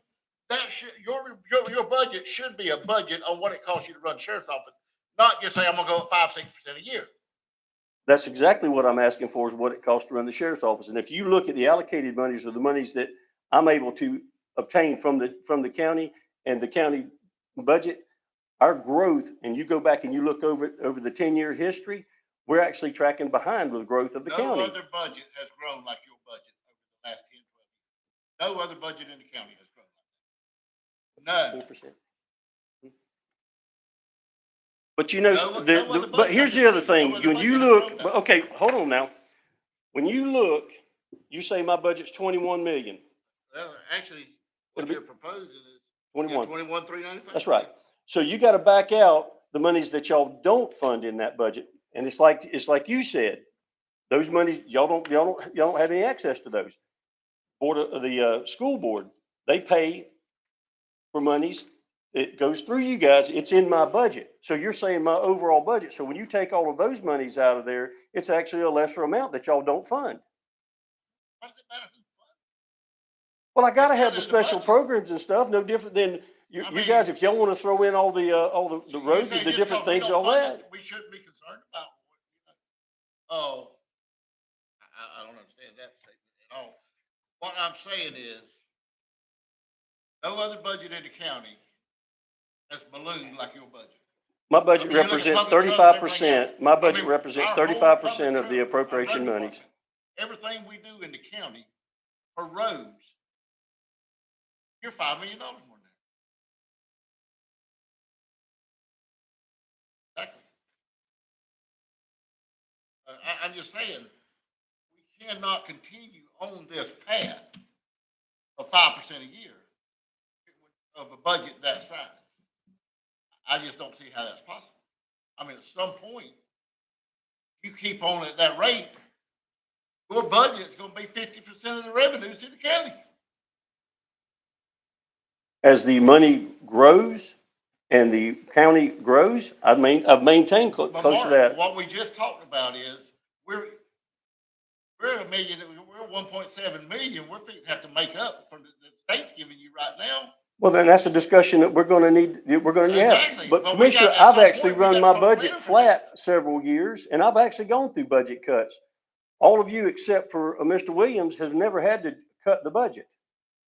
But we might one day. Everybody's budget was cut, Sheriff. not That's only correct. yours. That's correct. Everybody's Everybody, budget we was all cut. did it together. So don't brag about I had to cut my budget. Everybody had to cut the budget. Everybody can brag and say we had to cut our budget. That's what I just with said, COVID. Commissioner. I said we. I mean, I'm just saying, at some point, we've So- got to get off this 5% increase. That's what it's been for the last 5 years, I know. Well- Five or better, 5% or better every year for the last 5 years. Okay. And the county has like not I had said, a as your budget increase grows, either, Commissioner? That 5% gets bigger, bigger, bigger.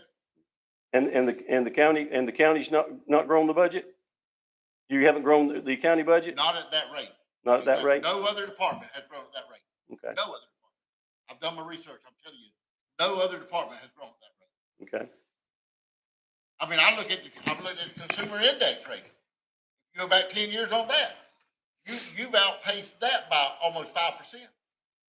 When you look back on the growth on the allocated monies, and that's what we're looking for, is the monies that are available to the sheriff's office through the county to be allocated. You can't take the overall budget where I get monies from other areas. No different than what you just said about the That's part of road. your budget. No. Okay, well then if we throw that in there, all the other monies, it'd be the same thing for the county. You're getting all of this gas tax, you're getting all these other things, and y'all have grown significantly from that, have you not? If we want to take those percentages, let's compare apples to apples, Commissioner. Let's compare apples to apples. If, you know. Sir, a lot of that is restricted revenue. Exactly, That means it can't be used but on certain things. exactly. You don't have any restricted revenue. Oh, yes, I do. What? When you say restricted revenues, Yeah. my money that comes from the board account, from the school board and the contracts that I have to provide security, those are additional monies. Take that out of there when you do your percentages. And whenever you look at the percentage of monies that I can get from the county, and you comparatively speak it on an annual basis, I'm running around what is about 4%. And the county runs about 5.1% increase. Mr. Powell, is that not correct? Okay. So, I'm going to do just like you guys are doing for you. I'm going to fight hard for the sheriff's office, and I'm going to try to grow the budget. But I account for every bit of money that we spend at that sheriff's office, and I think we're spending it appropriately. There's a lot of things, and it's just like the clerk coming up here with that program. We did that several years ago. I agree with what he's doing. He's growing. He's taking his office to a different level. Those are things that are going on. We're growing with the 911. There's a lot of things behind the scenes that I've had to put in an IT department. We didn't have an IT department since I've been here. We put in cameras. We put in all these other things, all these other programs that we have to have. Some of it's mandated by the state. And yes, it costs money. So I'm going to come up here and ask it. I don't really care to get into make it an argument. I don't want to argue or fuss with you. I want to work with you. And I think I have. And just like last year, you guys said, hey, my initial proposal, and we've had this discussion, I have to turn my budget in June without any revenues, without any projections of what we're going to have. But you asked me to, as your sheriff, to ask what is reasonable and necessary, what I think is. And I think the citizens of the county believe that I am going to ask, and y'all all called me cheap. You called me cheap, and I'm okay with that because I'm cheap. I'm not going to spend any more money than what I got to. I don't think I've ever called you cheap. Well, let's just use the politically correct word, frugal. Tight. But but I'm going. And if you think it's wrong for me to get up here and fight for it, well, I'm wrong. But I'm going to do that. What I have told you is I don't blame you a bit for arguing for every dollar you can get. That's right. Don't blame me when I give you what I can give you. So let's not make it personal. Let's make it business, and let's do the best we can for the citizens of this county. Okay? I'm just saying, 5% of a $22 million, almost $20.5 million, $21.5 million is not sustainable every year. Well, we can't do that. And I've not done that every year. For the last 5 years. No, sir. No, sir. I ran my budget flat. What year did we? I'm looking at it right here. I got it right here. During COVID, we ran a flat budget. You guys asked us to run a flat budget. We ran a flat budget. Some of the monies that y'all got from the state and those other programs, I wasn't entitled to get any of that money. I ran a flat budget that year. And then that was at your request. So I think I've done my part. And yeah, I'm going to make up sometimes for whenever we've had a flat budget because it does put us behind. And this year cars are up 32%.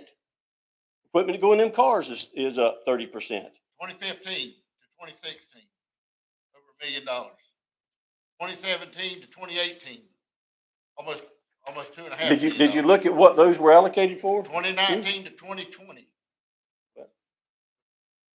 Do what? That was school board money, Commissioner. That's whenever we had the increase, whenever the mandatory, that came down from the state. I had no control over that. We had to put a school resource deputy in every school. 2022 to 2023, $2 million, over $2 million. 1 million that came from the state. Yep. It's still your budget. It is. And but what I'm saying is, even though it comes from the state, when you do 5%, 5% of $1 million, how much? But you're not That's going what to you're asking us be, to cover. but you guys at this time are not going to have to cover that. And I'll ask you this, would have you told the state no for that money for No, your I would employees? not, but Okay, I so would've I would have cut, if the state was gonna fund me that much money, I would have given the county a break off that 5% that year. And I it goes think back to because just at what some Mr. point, Kirby they're said gonna have to earlier make about that up. it goes back just what Mr. Kirby said earlier about y'all's compression, the $15 mandate, those things were mandated. I had to ask for those monies back then. Those were the increases. I don't control that operating environment. I just have to respond to What I'm it. telling you though is, keep increasing $1.5 million, $2 million a year, and that 5% never changes. You automatically just ask for 5 to 6% every year. And I Mandated can't- from the you state can't this convince year's me 500, over that you going 500,000. up 6% every year, that you need that in your budget every year. Mandatory increase this year on FRS is over I understand $500,000. that. So when you take that mandatory stuff out of there, I am around 3%, and that's a decent growth. But I can't control those other things. I can't control those. I have to respond to them, and either if you guys don't feel like that it's necessary, then you vote that way, and then I'll make it work. But that's going to be, I'm asking for it, and y'all said in the past, we give you everything you want, but we were on percent-based budget. You said that was too much money. You weren't going to do that. It was grow exponentially. Okay, so we backed off of that. You asked about the fuel. You said you didn't want me to have the fuel in my budget. Okay, so now y'all dish that out as needed. I'll ask for it. Any money that I get, I come to you guys. I'm honest, Abe. I'm not hiding anything, and that's how you kind of make me feel. I mean, I can't control the growth of this county, but I want to respond to it and be prepared. And these things that have been happening, with the crime, yes, I've got to have additional personnel down the road to respond to that. I want to build out for that. Just like you guys want to be able to handle your districts.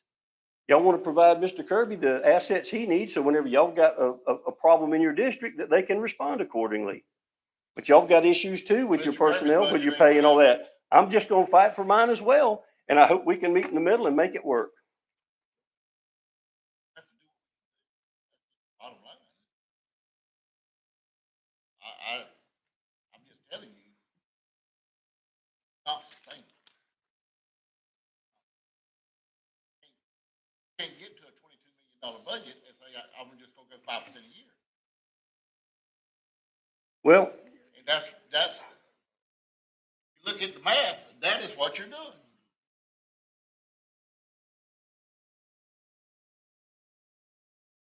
Actually, 6% this year. well, you 5% said if you 20, take out- 20, you said a 22, it's $21 million. And then when you take the others out, it puts us down to around 19 million. And, you look at some adjacent counties, you look at, say Levy County, for instance, down there, look at Levy County. Pretty large county, isn't it? Well, their population is 40,000. And their budget is 33% of Every their, county you of refer to, their, that their budget is up there with the same rate, with the same population. They're coastal counties. They have high rates on the water look at the revenue coming in too. It's a They're lot 40 different in Columbia County. well, sure. So we're comparing apples to oranges, and I have some Exactly. people saying, well, you got a smaller county or a smaller population county over there paying more than us. That's what I'm competing with. And he went to them and said, I wanted 48,000 starting pay for his deputies. And while he was in the meeting, those county commissioners said, well, what is Marion County paying? And what is Citrus County paying? And they actually said, we're going to put you at 50,000, All we can Sheriff. look at is what Columbia County, Well, and what Columbia County can do. We can't compare our revenues when it's $6 to $8 million more a year, what we can do than what counties with $6 to $8 million more revenue a year can do. And Actually, if you their, look at their total revenues, actually, their there's a big budget's, difference in Columbia County and those their counties. revenues are $130,147,901, where Columbia County is at 215,000 or $215,270,635. What, So percentage wise, you know, we can get in here and debate this. If you guys want to do that, I don't like to make this adversarial. But I'm going to, you know, I just want what we can get for the sheriff's office and be fair about it. And I'm going to try to be fair, and I think I have That's been. exactly what you're Did you- gonna get, what you can get. did you say Levy County? Mhm. Theirs is at 33%? And we're at 35. All right, and do you have other counties that you have comparisons? Are they close to ours or whatever, you know? Because Levy, they got a little bit of, you know, they got pretty They got 40,000. farmland, mostly farmland. There's some waterfront. And but he's they got ain't a lot. he's got 176 employees, and we have 200 and, I think we have 213 at this time. Talking about that too. Oh, yeah. Sound like he's over there. But we got 70,000 people in our county, and we're a very long county, and we're trying to, you know, do the combined dispatch and do other things, and we're technology wise, we're advancing a lot more. And that's one other thing we've got to embrace is this technology, and it costs money. Well, Sheriff, back to the first question, if you took it as though that was a cheap shot from the backside, I apologize. But I will give you a list for you to give to this board in the very near future to scrutinize some of these questions I have. Sure. Okay, communications, just for the record, whoever's taking the rule, communications, I would like a clarification on that.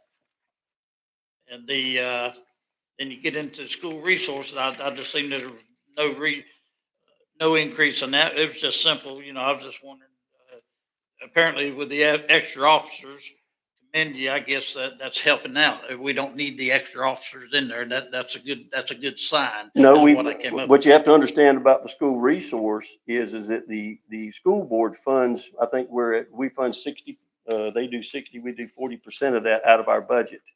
The school board funds 60% of that. Yeah, and I totally understand that. I'm just saying, when you see a no increase, it seems like things are rolling along as they should. So you know, you're not in need of any extra help, so to speak. You know, so that was just a statement of cause. But, okay. On the, So you don't want anything on the school? no, that's fine. Okay. That's absolutely fine. The, community services, Okay. that's pretty drastic. I'd like a clear and understanding, explanation of that, please. And,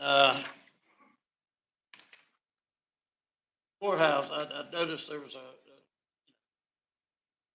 it's a lot of money to me, but about $1,000 decrease last year to this year. I was just curious, you know, just explanation. You know, we're going through this. You can have it. I would suggest we email him all these. He emails them back. It's all public. Everybody sees everything and we find out. I'm not taking your suggestion. I wanted it on public, or I wanted it recorded, Robbie. Right. And So we can that's- do that. If when you we just get- hold on a minute, No, I'll I'm be done here in a second.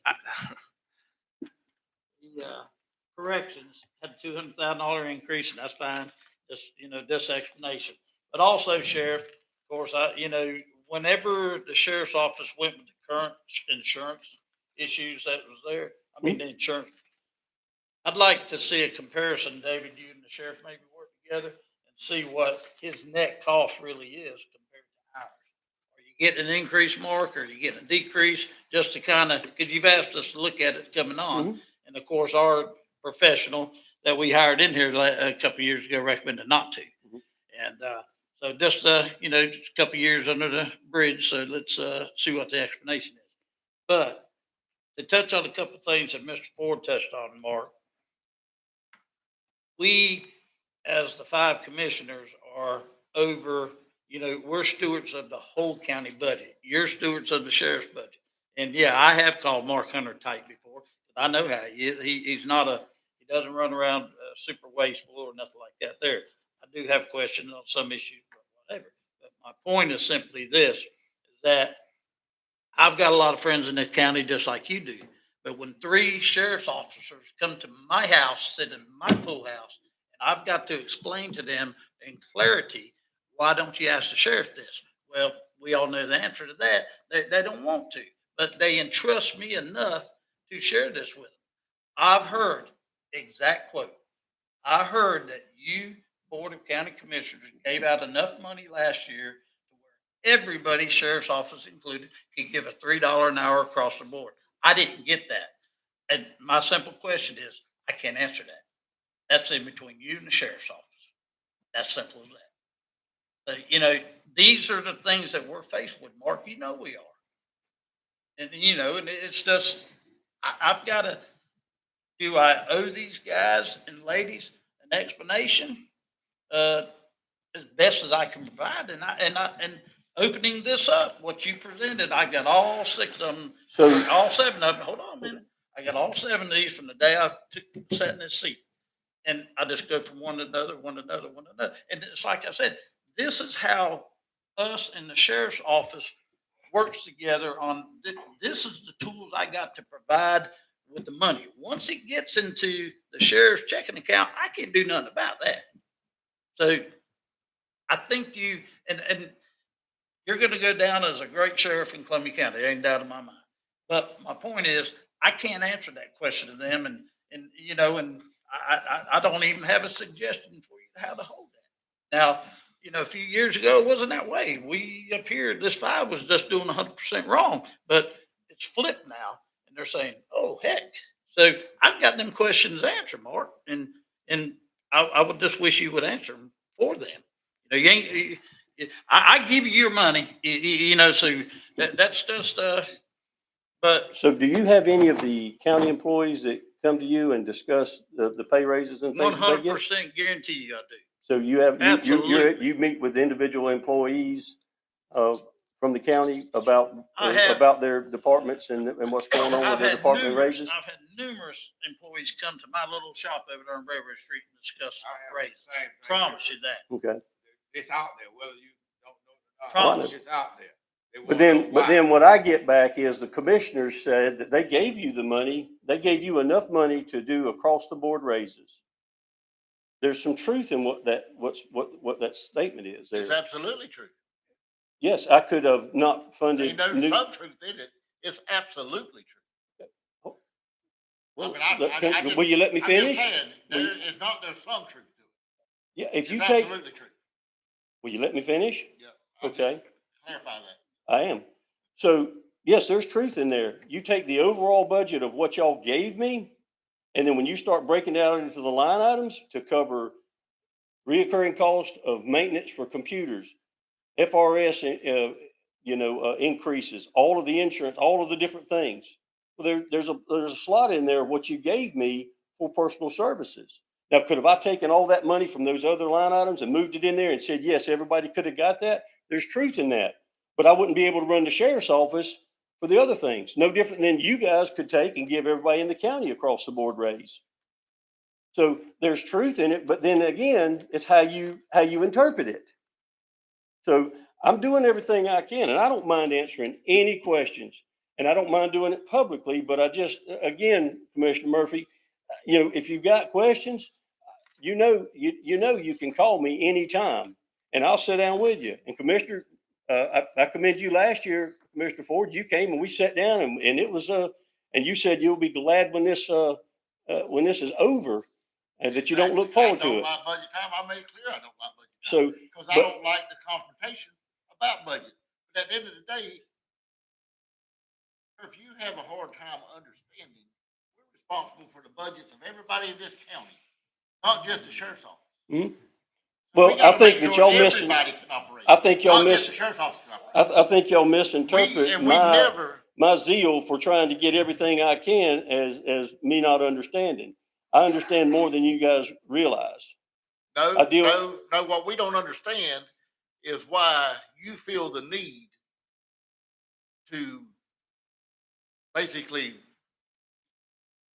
get on, or not you personally, but your people get on social media and talk about the county commissioners don't do this, county commissioners don't do that. You feel the need to basically slander us, or your staff feels the need to slander us on social media and everything else if the sheriff don't get what he wants. And I take a bunch of exception to that. I just say that. It's not a personal thing with me or anybody else. but it seems like it gets personal. Because, and you say I can't Very control what personal. people do on social media, but, you know. And we can't. And I'll Well- tell you right now, I've gone through a lot with all Well, they're this going social by media. what somebody tells them. You could clarify to them what really takes place. And, you know, when your employees come to me and tell me, well, I guess y'all ain't gonna give us another raise this year either. I have to explain to them, I don't give you raises. All So I do is- all I do is budget. do the county public works guys come to you and say, why ain't y'all giving us a raise? Absolutely. Absolutely. Well, Okay. I'll give you a list So- of them. But I I got hit do, yesterday at the courthouse. but I am After kind of being you responsible for left those. lunch. Mhm. Yeah, I am, So- and I can explain that. So- I can explain so why don't- you don't give them raises. So, well, I mean, The compression is the hardest thing for people to understand. It seems is. like to me. Like when Kirby did, when we did the raises over there, guys, I know he had guys mad here and there. People don't understand compression. Why don't you just give across the board raise? Well, that doesn't work for the people. It's just, you know, because it's percentages. You give $3 more, you give $3 raise to a guy that's making $10 an hour. That's a 30% increase. You give $3 raise to a guy that's making $20 an hour. That's not, you know what I mean? It's a complicated thing. you know, and raises. let's just understand, all of us together here, we're not gonna make everybody happy. I get it. But I work to try to make them as best as we can. And at the end of the day, we're gonna do the best we can. And we're gonna have people that are gonna talk. Don't take it personal. I'm gonna work with you. We're gonna get through this process, and I'm gonna do the very best I can for the sheriff's office. And I know that you guys are going to as well. So we understand that. And that we understand that, we're gonna do. And I can't help, I can't control people outside of outside of the time clock. You know, they gonna say what they gonna say. I hear things on you guys. I don't just come, I take it with a grain of salt, to be quite frank with you, because I understand. I understand the difficulty of it. Everybody wants more. Everybody wants more. And, the thing is, there's only so much to go around. I'm gonna do the best, and I'm gonna fight the hardest I can. And yeah, I'm gonna push you guys some, but would y'all expect anything less from me? I would not No. expect anything less than that. Okay. You find all you can. But, the rest of it that goes along with it, yeah, I don't understand that at all. I sit here and listen to what y'all talking about now. I understand both sides of this story. But I just heard something that I didn't get fully explained. We gave you money to give everybody $2 an hour raise, whatever it was. $3. Give everybody a $3 hour raise. Well, that was on your calculations, not mine. And it gets complex, like Mr. Hollingsworth just said.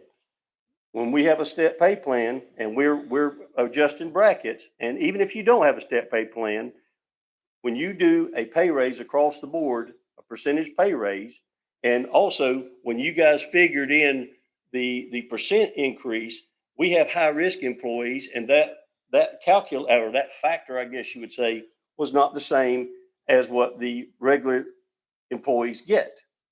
So there was a difference in the numbers. So, we want to be honest, Abe, about it. Again, I'd asked for 600,000 additional last year. We didn't get that. And it would have gone across the board. So, we want to sit here and debate all this. I mean, without the numbers My sitting here and all problem that. Is explain to your employees why you can't give raises. I mean, The answer is not, well, the county commissioner didn't fund it. Yeah. There's only so much. That's your answer to everything. The county commissioner didn't fund it. And I've heard it for 5 years. I've been here 5 years almost, and I've heard it for 5 years. Y'all didn't give us another raise this year either, did you? No, we don't give you raises. Don't give you raises. You need to talk to the sheriff about your raises. Don't give raises. The sheriff determines this. Every dollar of that $809,000, he determines every dollar of that was spent, that was given him last year. He determines how that's spent. So Waiting on your question. I'm sitting here, I just got all this and this little gourd ain't got much in it, but I still hadn't got the complete answer. if I hand you $3 to go give that man over yonder, and I hand you $3 more to go give this man over here, and then and I've heard this story just like he's heard. I mean, I don't tell about it, but I've heard that story too.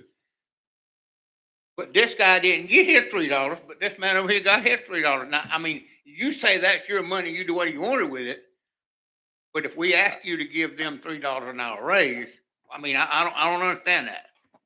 The thing is it went back into that 600,000 additional monies. And there was a difference in what we did. And like you said, there's only so much to go around. And after we sat down last year, we had a lot of other factors that were in there. If you want to, let's get it all real. We had the animal control thing that we were looking at, all of these different things going in there to that budget cycle. The 600,000 would have made up the difference on the compression and being able to do that. Now, last year, the guys got a significant raise because of the constrained county money. That was just that.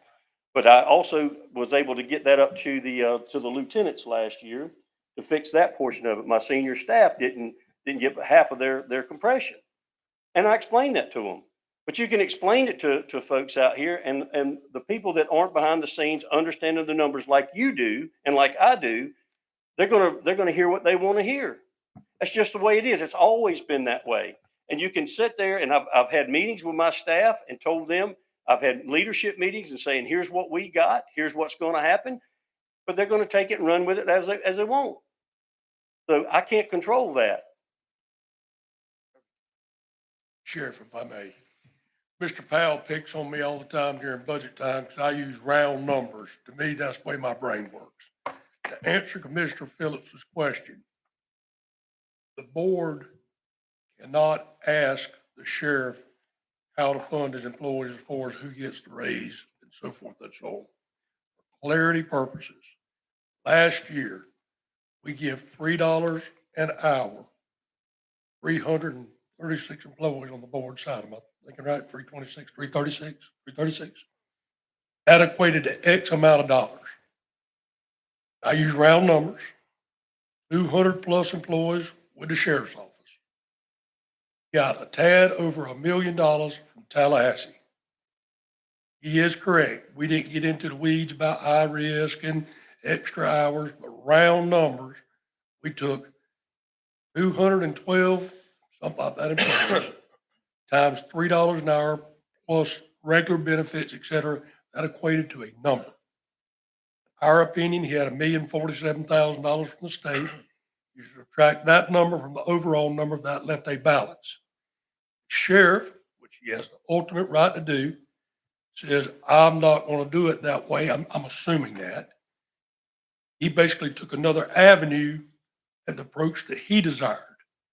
The debate has always been is you were round numbers afforded the opportunity, though it's his decision, to do the same for the sheriff's office that the board did. As he indicated, he has step plans, he has high risk, he has compression issues, which I completely understand. And he took a position, the way I understood it, he had to bring his entry-level employees up to a certain standard. If you took that approach, he would not be afforded the opportunity to do the same thing the Board of County Commissioners did.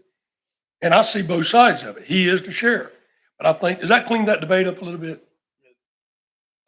Well, It is complex. And so when you start looking at the factors that are At the end in of the there. day, It's- the sheriff gets the money.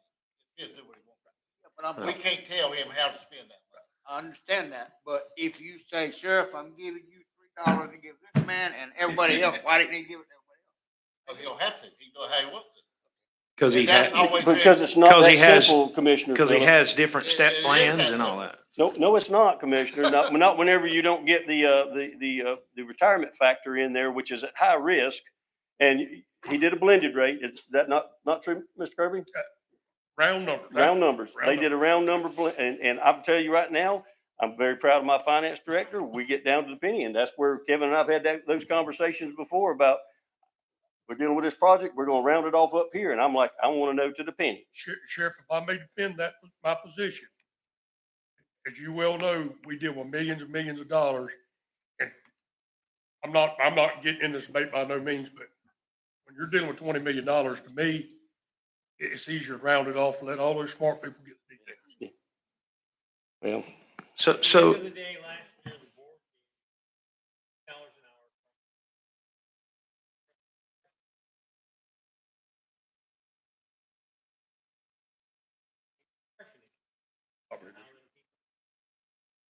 Differs. and it goes My back to only that, it statement goes back to was- that same thing that Kirby said earlier. I took that money and in order to fix as much as I could with compression, and so we didn't give across the board. You had to take the individuals and fix those up to a certain level, then you take the next tier and take some of that money and fix those. And I didn't fix it all the way as far as compression goes. So And my we're statement saying the was, same thing. once we give you the money, you can do it any way you want to. And you said, that's not true. That is true. Once we give you the money, it's your money to spend how you want. But the money I asked for was for the retirement rate, which was not included in there. So I can only do so much with what you gave me to fix overall in the sheriff's office. And I don't mind saying that on record. I mean, I'm gonna fix what I can and I'm gonna get everybody up across the board as far as I can, as far as the money holds out. But I am So physically basically responsible. what you're saying is, there's a lot more things important than your employees' raises. Oh, stop With that. the sheriff's Stop office. that, Now, Commissioner. Now, that ain't right. That ain't right. Well, that's what Oh, you're They've saying. gotten over $10,000 in the last few years. Now, I fought hard up here. Now, that's just not right, That's the way- Commissioner. If I was listening to what you just said. Well, if you That's want the to way go I that would route, then I guess then the public safety is not as important as, doing roads and other I think projects. we degraded. So, you know, when we can get in here and play this back I and think two game, $21 and I million really don't want to do shows that. that we take public safety pretty serious. So what we're dealing with is we have questions. I know Commissioner Mercy has questions about certain things. Are we going to bring this back up publicly once he gets the answers to them, or y'all just going to talk? I'll be glad to you want provide on it in the It's record? all over with. I would assume that us five in the public is gonna say what we're gonna fund, what we're not gonna fund. That's all. No, I'm just saying, you had some questions about certain line items, and I want the sheriff to be able to answer those, so I guess we can bring them up later. I mean, because they need time to look at it and find out what it is. With their budget, or should know it. Okay, I we mean, if have I got a, a budget, well, and somebody asked me, about a line item in my budget, it's my budget, then I'm gonna know what that line item is. Well, did he answer your question just now? Nope. The sheriff? I did on the communications. It was for IT and it was for I knew that for was the one, so 911 that's done. position for But I the didn't want you to LEOs. I didn't want you to get upset, so I give you the other ones that I'd like clarity to. The courthouse, I can tell you now, is that I've moved some people around and we put Captain Douglas over the courthouse and judicial. I mean, and the jail. I created the special operations area, which is our community services. And I moved one of the captains, I moved positions around because we have got to get out here and educate the public more on public safety. And I wanted to focus more on our school safety and our community services. That's a big deal. Y'all been dealing with that with all these other programs and stuff. I needed somebody dealing with that because it's becoming a big part of the of law enforcement. Our social media, our programs that we have. We started up our Citizens Academy. We just did Guardian training. The school board really wasn't for the Guardian training, but the private schools wanted Guardians, so I have to provide that by statute. And so we've just graduated to some Guardians. So there's a lot of things that have grown, commissioners, and all those programs cost money. they do. They All do. those cost money. Sure. Is there another line item? Here's what we, sheriff said there's restricted revenue in his budget that the county don't put in, the county we don't, in that money. We should pull all them out. And then what's left, give him a percentage on what the county put in. If that's if we could look at restricted money, there's restricted money in his budget. And We we have won't a give hard a cut off 5% at on 11:30, restricted. so we're getting close to that time. Oh, let's wrap it up. Go ahead. No, sir. Oh, okay. Is that it? I think so. Okay, Yeah. thank you. So David, I guess. Thanks, Sheriff. Thank you, Sheriff.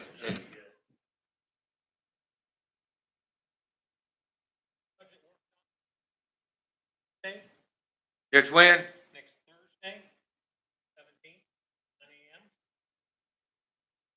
We were meeting that night.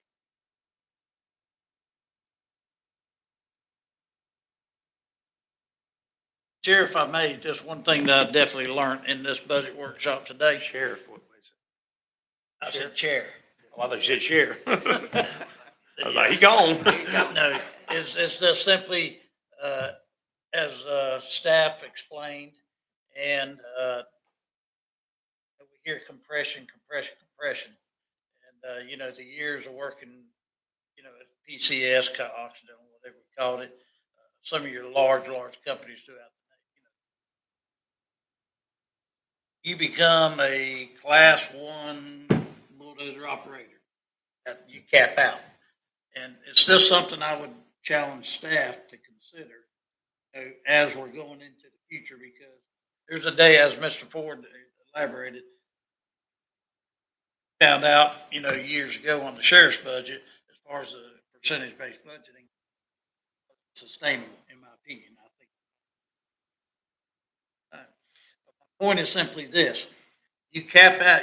We should consider thinking about what most people in the United States do running a corporation.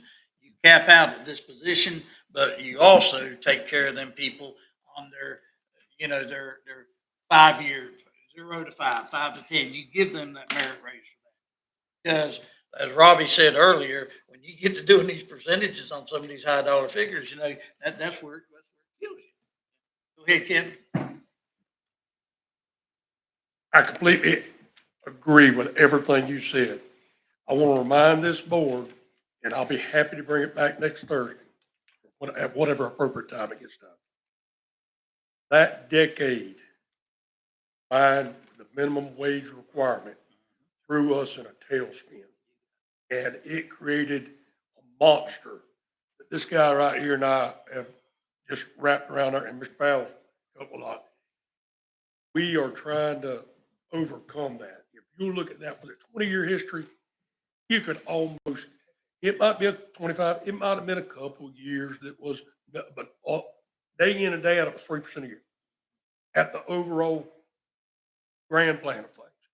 Then there was a decade, for whatever reason, I remember made less than X amount of dollars, 35,000 or something. They got one raise. This guy didn't get anything. This guy got a raise.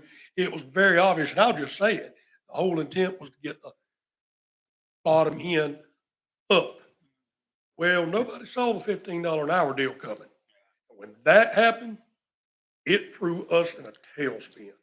So somebody said earlier, and trust me, I come for the bottom end. I understand the bottom end. But when you do the $3 an hour, for example, we had to. You go back and say, well, we're going to give $2 an hour across the board. Let's flip that percentage theory. I'm just choose round numbers. You're making $10 an hour and you get $2 an hour. That's a 20% raise. If a man's out there as a supervisor making $45,000 a year and he gets $2 an hour, that's a little teeny raise. But at the end of the day, we've had to cut out stuff that we would normally do. Make sure we had that money in the budget for those raises. Yes, sir. Yes, sir. We've cut stuff to make those. We don't have that ability to just go get more money somewhere to make up for this raises and not cut anything out of our existing budget. Exactly right. Sure. It's a big nut, and me and Kevin's had this It's tough. conversation. It's tough. Kevin, You just gotta keep it in mind. I want something I'm ignorant about, the STEP program, how does that affect that kind of stuff? Do we have that? We do not. We don't. And if I may, Mr. Chair, the challenge, Mr. Powell's taught me one thing in all In these other words, the years. sheriff has a STEP program, we don't. We do not. So But Mr. Powell has taught me one thing that's very important: reoccurring funds. Whatever you marry yourself to that's reoccurring, and as he indicated, it's 80% of the overall budget. You don't want to ever get in the situation where you got more going out than you've got committed coming in. Reoccurring capital projects is easy. You just do them or you don't. you either got the money or you don't. That's my point. When this money comes from Tallahassee, all of that is reoccurring money. It can't be cut out. At some point, we're gonna have to fund that money. Right, he's up to. So we better start preparing for that now. So this was always an argument against the safer grants that the fire department applied for, but we've never actually taken. They would give you money to hire Yeah. more employees, pay 100% the first year, 50% the next year, Which is 75% the next year. Knowing undoable that at because, the end of the grant, you're paying 100% of that cost, reoccurring, and they're not. I mean, if you were planning on hiring them anyhow, go ahead and do that. Right. But you can't do it and then say, look, we got new employees, look at all this.